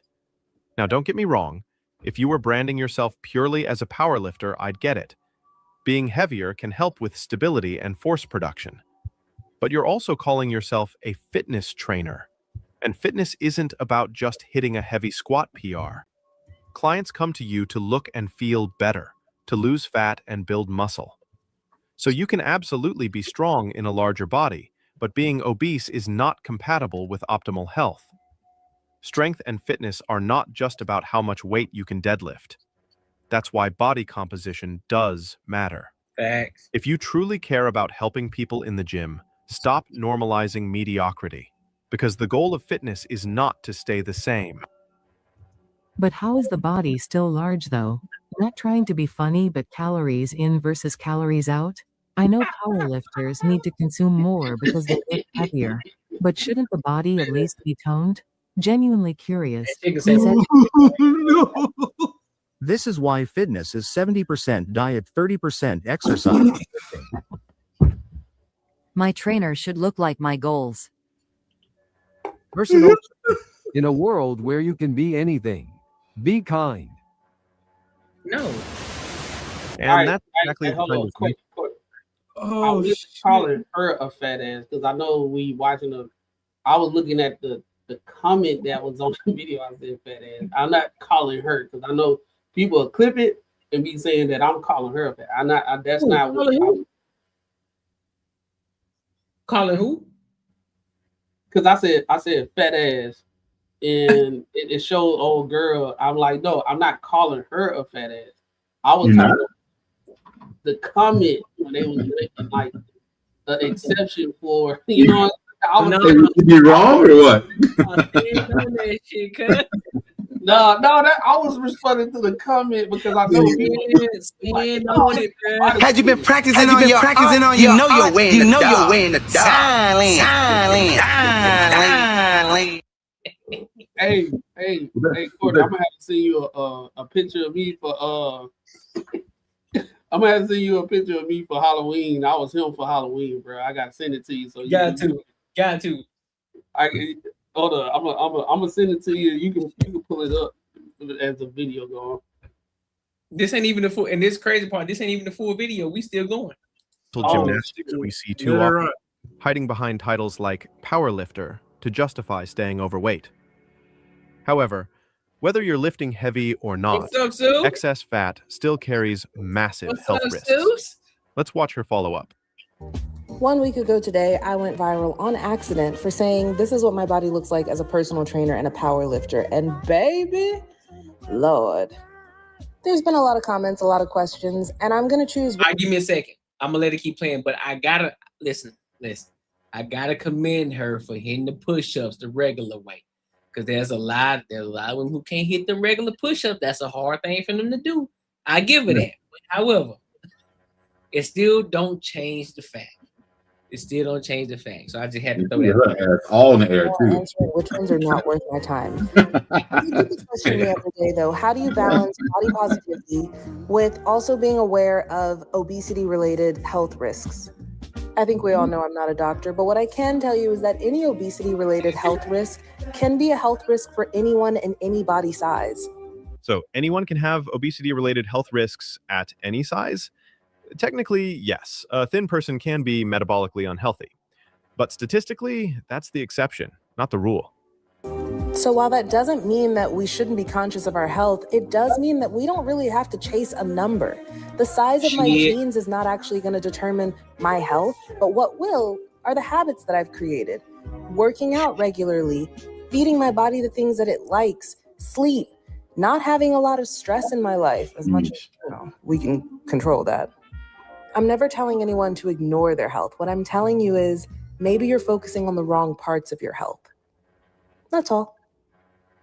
You talk about habits, workouts, sleep, stress, but notice how you conveniently leave out the most important habit, the diet. You can train 4 days a week and sleep 8 hours, but if your meals are built on sugar and ultra-processed garbage, you're still damaging your gut and wrecking your insulin sensitivity. Nutrition should be the foundation. And yes, feeding your body the things it likes sounds cute, but the body likes dopamine hits too. That doesn't mean they're good for it. The most powerful health habit you can build is mastering what's on your plate. And how can you say that maybe we're focusing on the wrong parts of health when excess fat is literally the one with the most evidence behind it? Visceral fat isn't just sitting there, it's actively secreting inflammatory molecules, disrupting hormones, and increasing disease risk. Just goes to show people only care about thinness and not strength and health. Next, we have not so wrong gym mindset, but again, Why did I switch from a bigger gym to a smaller gym as a plus size person? At these bigger gyms that I was at, I could definitely tell that I was not 100% comfortable because guaranteed at the time that I would be going, it would be jam packed. And I felt myself very nervous to be in that space.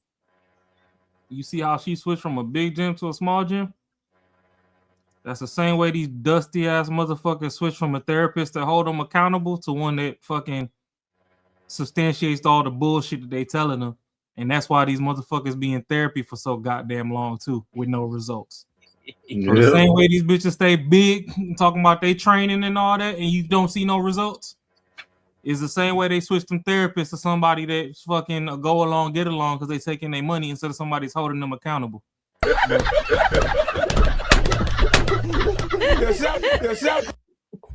like, man, you've been working out for 2 years, goddamn shit.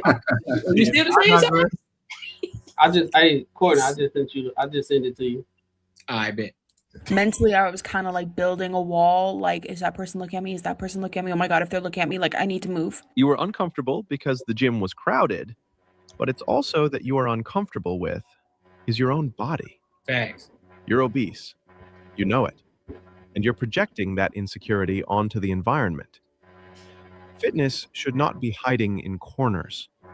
It's about showing up, doing the work, and improving your body so that your confidence doesn't depend on the size of the room. I think if you were truly focused on health, you'd be thinking about what you're lifting, how your diet is impacting your fat loss, not checking if some stranger is silently judging your body. Feeling anxious about others is a mindset problem created by excess fat. I want to say, so it will get better, but you are getting bigger month by month. Imagine if your energy was put into mastering compound lifts or tracking macros, instead of building invisible walls in your mind.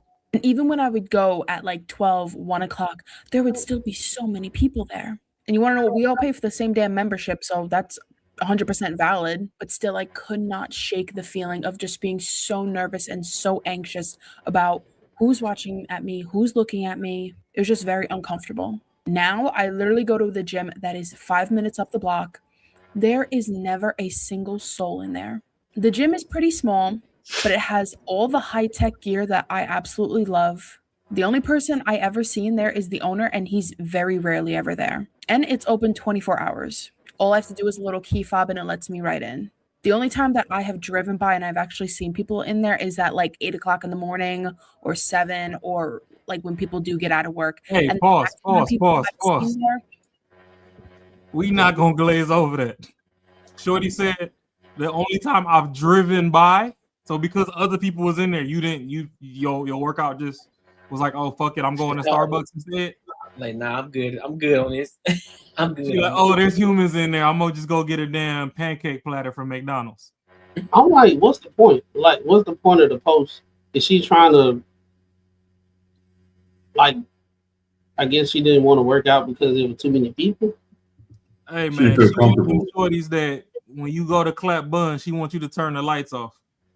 See, that's what I was saying earlier, bro. Like, a lot of people don't like to put themselves in uncomfortable situations, and they will hold that crutch. I'm fat because there's too many people. Okay, then stop eating. In the gym, most times they be like, "Yeah, you going to the gym at 6 o'clock. That's when everybody get off." A lot of people, they go in the morning because people that's really serious about trying to lose weight and all that type of stuff, they go early in the morning because they know I gotta do this. She don't want nobody judging her. I'm just like what Raw was saying. Like, a therapist would probably given her this idea to go to a smaller gym because there won't be nobody there to make her feel comfortable. That's probably words of a therapist. This is gonna work out a lot better. Instead of being like, yo, you need to get in there, burn that weight and do it instead of doing it on your own, and don't break one piece of sweat. And it's gonna be like a 5-8 year deal. And you still look the same. But only you say it, on your resume, you still say, I go to the gym 5 times a week. And you still think that's justified. You can't work out during the week. Hold on. First of all, it's all about the first things first is get your eating in check. That's one. But two, a lot of people use I can't go to the gym as an excuse. Listen, you can do squats, push-ups, ab workouts, you can do shoulder workouts, and as well as any other exercise back workout at home. Weights don't cost that much. A lot of women, you don't need 35 pounds, you'll need 50-pound weights. All you need is a smooth, at max, 20-pound weights. You could do your back workouts at home. You can do all your workouts at home every single day. You keep your calories low. You can go for walks. Instead of you sitting at the desk all day, go and take a walk 15, 20 minutes. You can do that 2 to 3 times a day. You'll probably burn about 100 calories off of that shit alone, just by walking. And that we're not talking about a brisk walk. We're talking about just a normal fucking walk that takes you about 15 minutes to do. So a lot of these people, they're just making excuses because there's no fucking way that you've been working out this long and you still this goddamn big. I don't care what you say. That means something's wrong with your diet. Your diet is fucked up. You can't men and women. You can't work out the whole week and eat crab boils every week. Can't do it. Eating that juicy crab and spicy crawfish or whatever these crab boil places, and then you get bad bitch high fives, and go to brunch, and you drinking mimosas and eating chicken and waffles and all that stuff on the weekend, and then okay, that's your cheat. You usually do you when you actually serious about stuff, you have a cheat day, but you still kind of managing it. You can't go overboard. They have a cheat weekend and be like, oh yeah, I can cheat during the week. No, you gotta be strict. It's real. If you want results, it's real boring.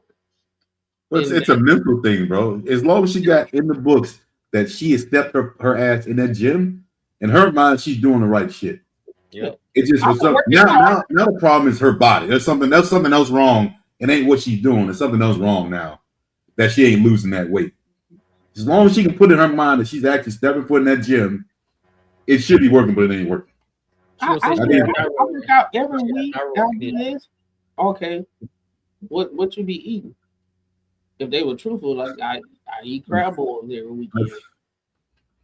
That'll be besides the point. What mukbangs? That's what it's called. Mukbangs. They do that shit. Yeah. Eat the buffet. Everything you did that whole week, you destroyed it that weekend. She gonna say she got a thyroid condition. That's what she gonna say. I got a thyroid condition. Look, it's plain and simple. The people, y'all saw the video where they said, weight and everything pretty much alluded to it's racist.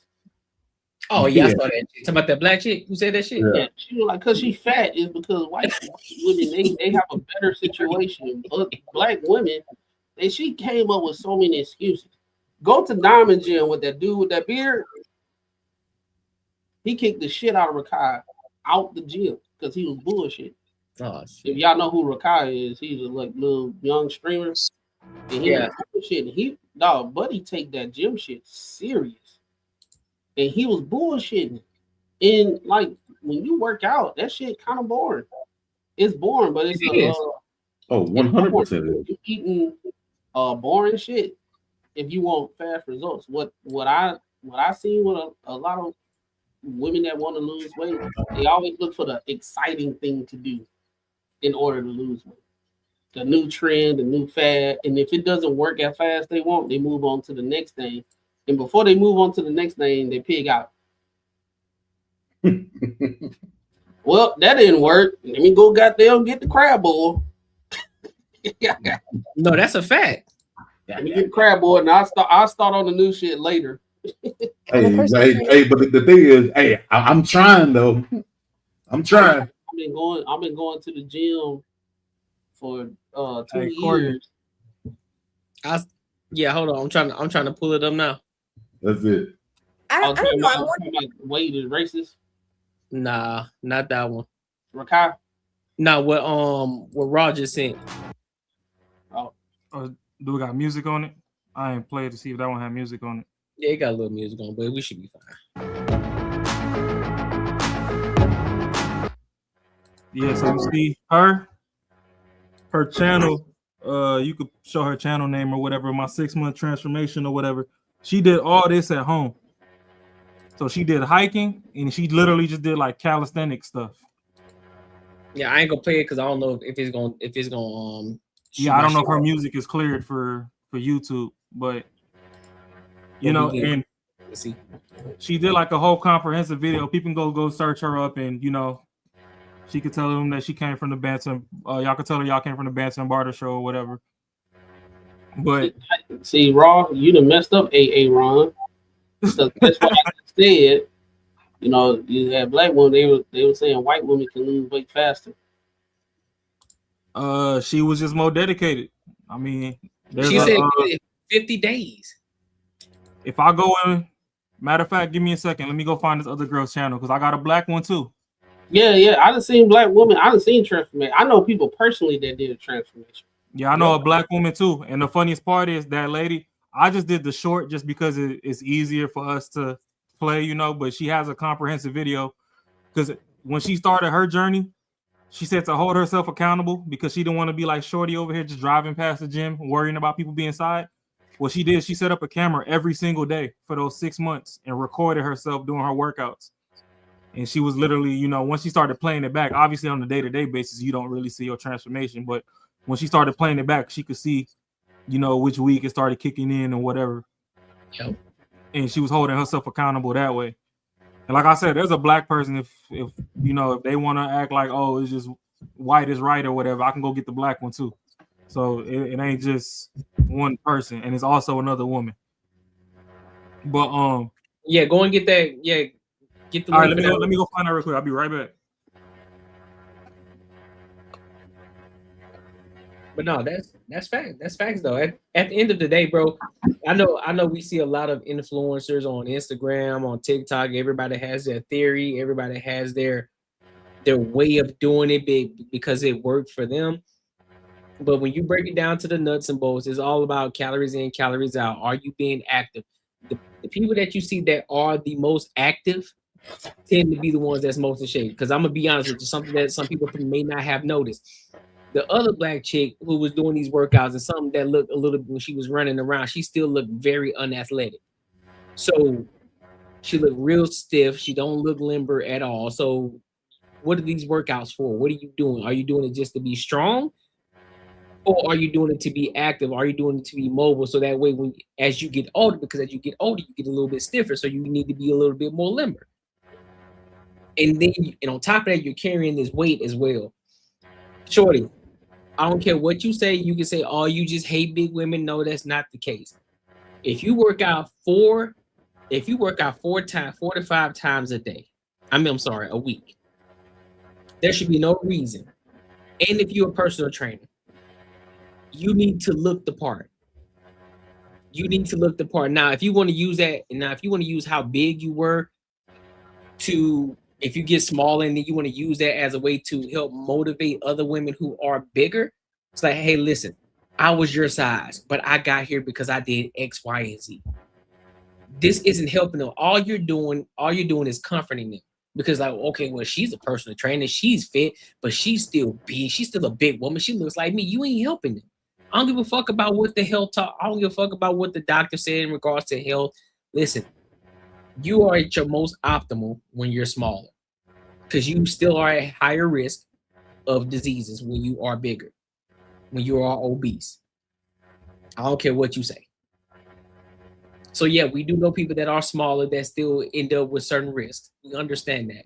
But the likelihood of them being at risk versus somebody who's morbidly obese, the rate is a lot higher. Simple as that. Hey, Courtney, I'm a true testament. I was last year around this time in January, last year, I was 190. Yeah. By the middle of last year, I was 170 something. I was 170 something. And I wasn't doing all that working out. All I did was drink more water, change what I ate, and I woke up in the morning and I walked around the neighborhood. It's a lifestyle situation. If you do that, it ain't gonna be instant, but if you don't feel like doing all that hard work and all that stuff, wake up in the morning, walk around your neighborhood, drink more water, change your diet. And after a year, you would see a effect. Now, if you want to speed it up, yeah, you gotta do all the crazy, not crazy stuff. You gotta go work out and stuff. But if you want a lifestyle change, all that's just waking up in the morning and walking around the neighborhood and drinking more water, and you don't eat pizza every day, you don't eat out all the day, you do your meal prep and you eating high protein stuff, you get your greens and your brown rice or whatever, you do your research on that, you after a year you'll be perfectly fine. This woman that's right here, if she did exactly what I said, she'll see results. But when you hear people talking about fitness and they give a bunch of excuses, they usually not the ones that's putting in the effort. Yep. Now I'm at 170 something or whatever, and I was getting fat because I had an office job and I'm making more money, and I was eating I was doing crab boils too. He was out that big getting to it, boy. Boy, I was getting to it, boy. Learn, hey, look, shit, boy. Here in Atlanta, it's a new restaurant every goddamn weekend that opening up. You know what I'm saying? But I locked in. I was waking up 5 o'clock in the morning. I walk around the neighborhood and I drunk at least I drunk at least a gallon of water a day. And I cut back on drinking and I cut back on eating out and all that. I love chicken, bro. I love fried chicken, bro. That's my heart. Gotta have that fried chicken. Yeah. Had to cut back on that, so I was eating baked chicken and all that stuff. Rotisserie chicken from. You ain't gotta cut back on the fried chicken. Hey, I was serious about it, so I put it in use some vegetable oil. Nah, use the avocado oil. Nah, get that beef tallow. Oh, beef tallow is good too. Hey, bro. I just said, you know what? Rotisserie chicken, broccoli, rice. Hey, that works. Hey, if you can keep it simple like that, hey, do that shit. It was born. Hey, that worked too, It but worked though. It worked. But you gotta remember the ancestors wasn't using vegetable oil. See, that's the problem, is everybody using all this processed shit nowadays. The animal fat don't stick to you like that. Beef tallow is healthy? Yeah. Because it's still animal fat. Too much of it. So you fry the chicken in beef tallow? Yep. That ain't Listen, Raw, don't overcomplicate it for the people, bruh. Keep it simple. See, you out here. See, he about to go into a whole nother thing. Like, listen, man, bruh, we trying to keep it simple for the people. My fault. Trying to keep it simple. Half of people don't even know what a tallow is. Oops. He said tallow. What's tallow? My bad. I'm only down 14 pounds since the start of the year, and I ain't even touched the gym. I use beef tallow for when I smoke beef ribs, bro. Beef tallow. See, look, y'all talking this big back at you. Let me play this video. Let me play this video. Y'all talking this big back at you right now. See, let's play this video, bro. Y'all wow. Big back. I wanted to get on here and show you guys how much can change in one solid, consistent, dedicated year. This was February. I was right under 250. This was March. Definitely thought I was cute at this point at 232. April, I hit 220. Okay, the waist, the Coke bottle was coming in, so I knew I couldn't take my foot off the gas. This was May, shrinking a little bit, little by little. This was June. I was right above 200. You're seeing how I'm having these big drops, but I'm not really looking that different. Guys, when you're this big, you're going to see it on the scale more than you're going to see it in the mirror, but you're going to see when I switched up, it's crazy.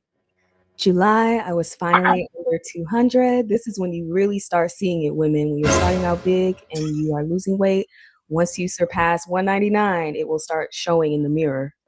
This was August. I hit 185. Got that fatty back there. September. This is when I knew I was cooking. Okay, I was cooking with grease. This was when I swallowed up. Have you ever been swallowed up? Finally began seeing muscle definition, guys. So this was literally only barely 4 months ago. So the paper towel effect is real. The smaller you get, you're going to start seeing it a little bit more dramatically. October, at this point, my midsection is just disappearing day after day. I started really skating after September. I noticed a lot more leanness in my upper body, and I saw ab definition for the first time this day.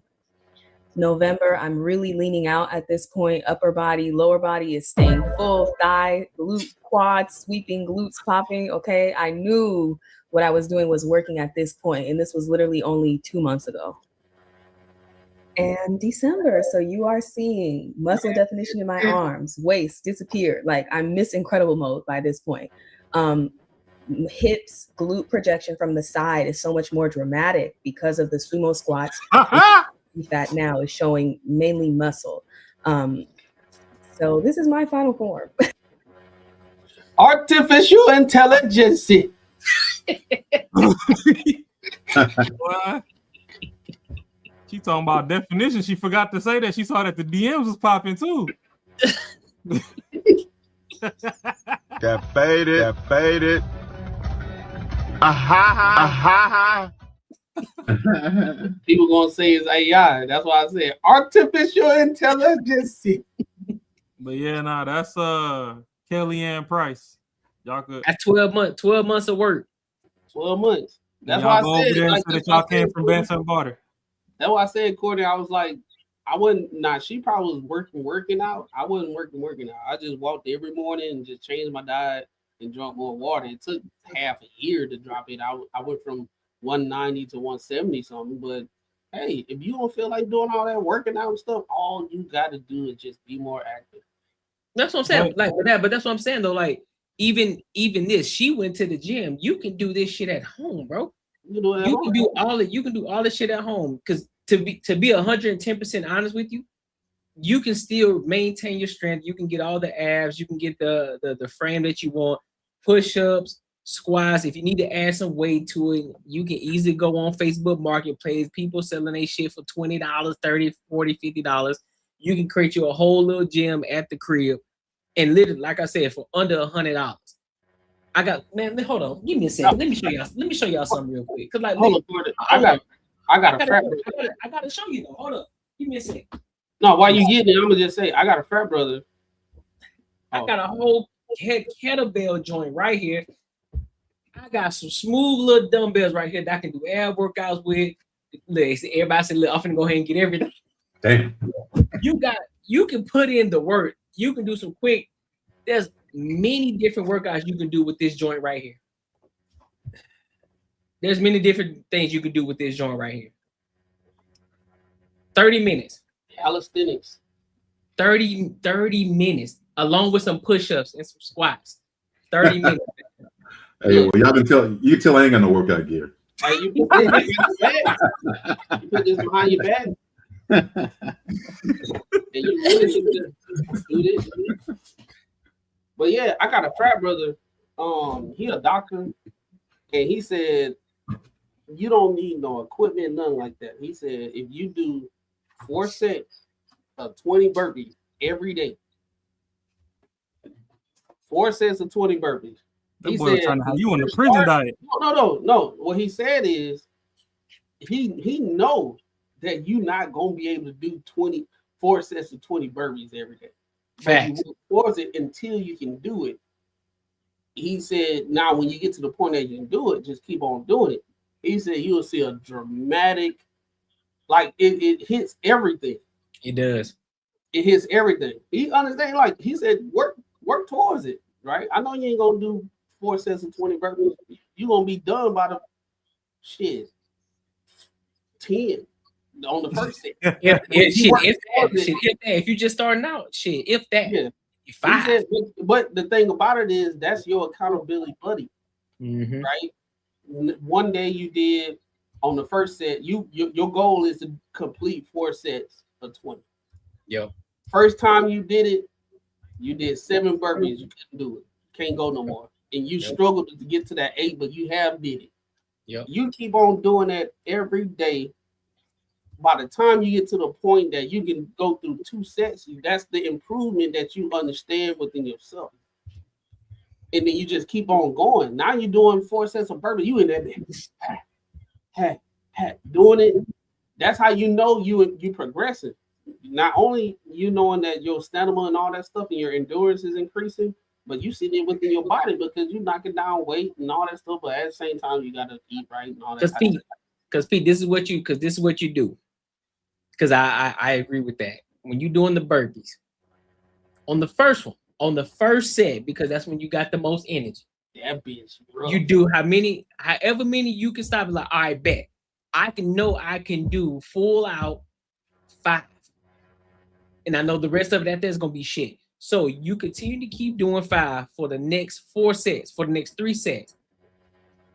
You do that for a week. The following week, you say, I bet. I've been doing 5. I've been doing 4 sets of 5. 4 sets of 5 for the whole week. So now I'm gonna push it up to 6. Like on the first set, I'm gonna do 6. If you can do 7, depending on how quick you get that recovery, you might be able to do 6. You might be able to do 7. So try to shoot for 7. If you can do 7, then you do 7 for the whole week. And you continue to go up just 1 rep. You don't have to go up 2, 3, 4, 5. Just go up 1 rep. So I would say go 5 the first week, 6 the second week, 7, 8, 9, 10, and you work your way all the way up to fucking 20. By the time you get to 20, listen, you gonna be knocking them hoes out the park. But again, it comes with, but it also comes with that discipline too, because it's easy to not do it. It's like, oh fuck, I'm just gonna miss this one day, and then next thing, that one day turn into a week, then that week turn into 2 weeks, that 2 weeks turn into a month. Next thing you know, you done went 6 months, you ain't did a fucking workout. Or you do one of these, Courtney. Do one of these.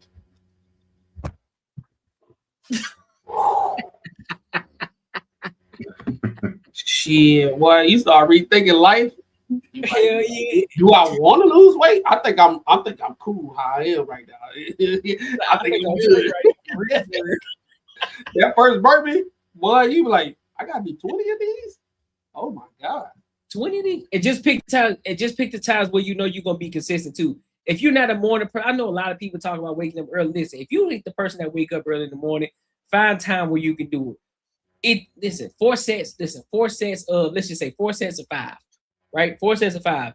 It won't even take you 30 minutes to do that. That will literally take you about 15 minutes, if that, to do it, depending on how quick you want to do it. So, rule of thumb is you do 5 burpees, you wait 30 to 60 seconds, and then you do them shits again. You'll be done in no time. So you'll be done in less than 10 minutes if you do it that way. I always tell people to do it in the morning because it builds that discipline to disrupt your day-to-day, what you usually do. So it disrupt that. And most people don't feel like doing shit after they get off work. You're mentally drained. You don't feel like doing it. You just want to go to the crib and you just want to decompress. But it builds. But you got to think it builds discipline either way though. So even if you do it morning, no matter when you do it, it's like, okay, well, I know I'm gonna be tired after work, but I know I still gotta knock this shit out. So what's 10 minutes of my time? Let me go knock this 10 minutes out and I'll call it a day. Even if it is morning time, it's, you know what I'm saying, just picking the time. Like, listen, either way, it's still gonna build the discipline to do it.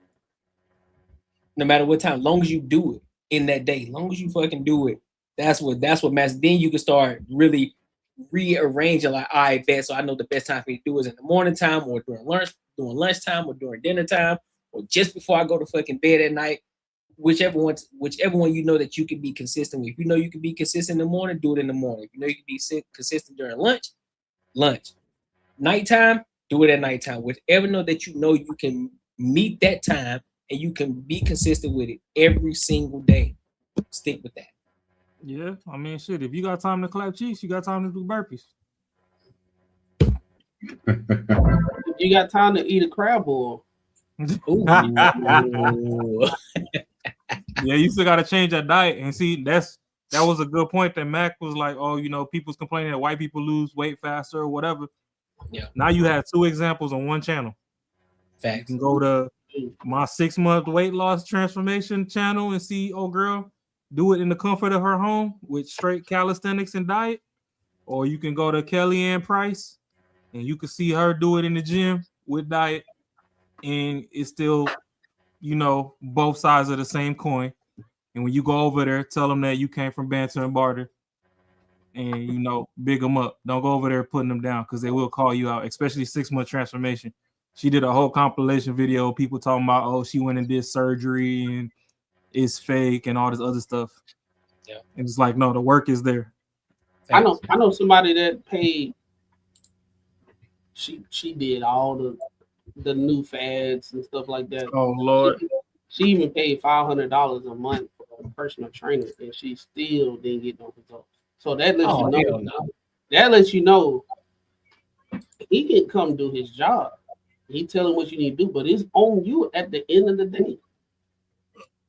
Because I'll be damned if I'm a personal trainer telling you what you're supposed to do, and I look how I look, and I got the physique, and I'm sitting here telling what you need to do, and we 3 months in, and you done gain more weight. What you doing after we leave here? You going to get a crab boil? Mm-hmm.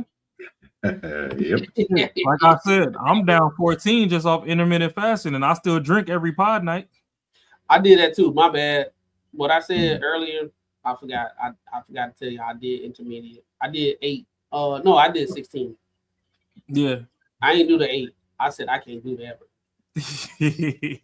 I said I gotta work up to that. So I did 16. Yeah, my body too used to that, to the intermittent fast. So I switched it up. So I just make sure I have protein in the morning. I have protein in the morning. Then I have my my oatmeal, my dry oats in the morning. Then I have protein for lunch. And then so I guess I still do intermittent fasting because I cut off my eating around no later than 5 p.m. So I'll cut off around 5 p.m. so I won't eat. I didn't eat after 8 o'clock. Yeah. So I haven't had any food since I think 6. So. Yeah, that's me. I only eat between 2 and 6. You get used to it. It just you because I'm eating more fulfilling foods. I'm eating more fulfilling foods though. That's why. Yeah, it don't matter how much you eat in between those time. Well, you got to count your calories. I wasn't that serious. I be counting them joints. I ain't gonna hold you. I be counting them not just to keep myself accountable. Hey, Max, I ain't gonna hold you. My only window is from 2 to 6. That's when I eat. So I got a 4-hour window.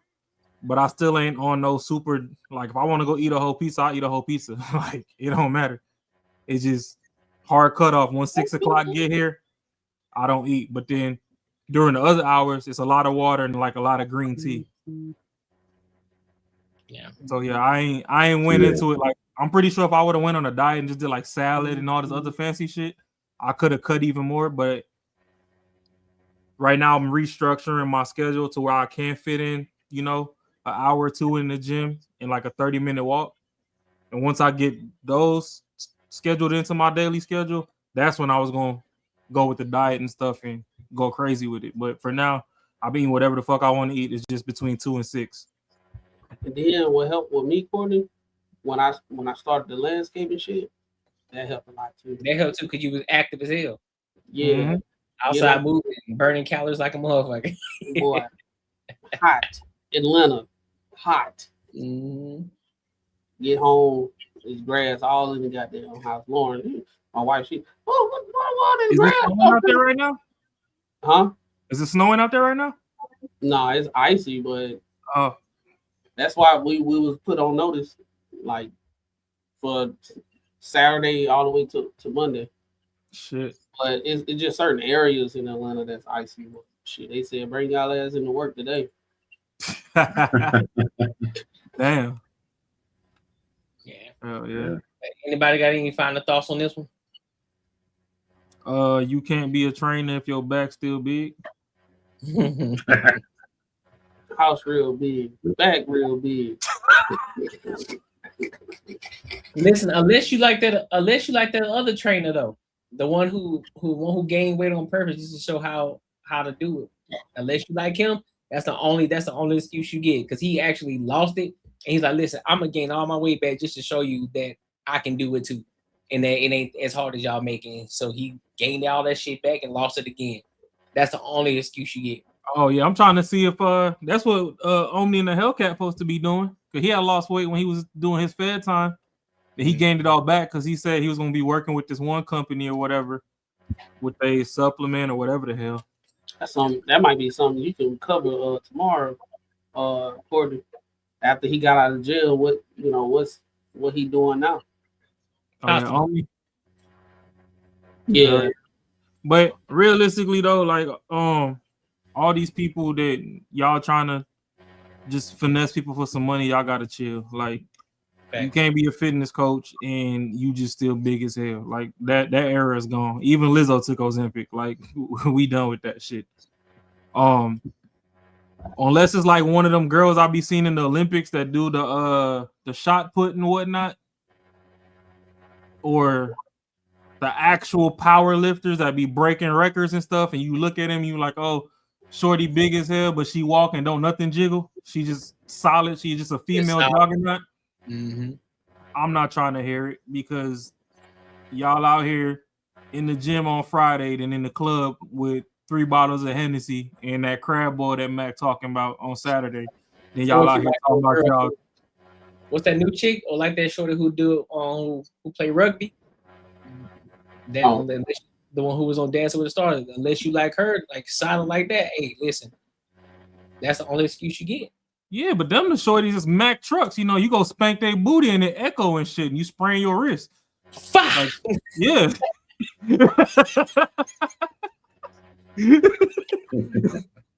Like if you still jiggle like Jello, I ain't trying to hear it. Report on it like that. Like that. Motherfucking hand start pulsing and shit. It's like shit. I guess my thing is what my final say so on this is it can go towards like working out or anything. Don't listen to anybody that don't have the results that you want. Listening to somebody that's big telling you how you need to work out, they must be doing the wrong. You don't want to do what they do. Because if she says she happy with her weight and she telling you all the reasons why she couldn't lose the weight and all this type of stuff, you don't want to listen to them.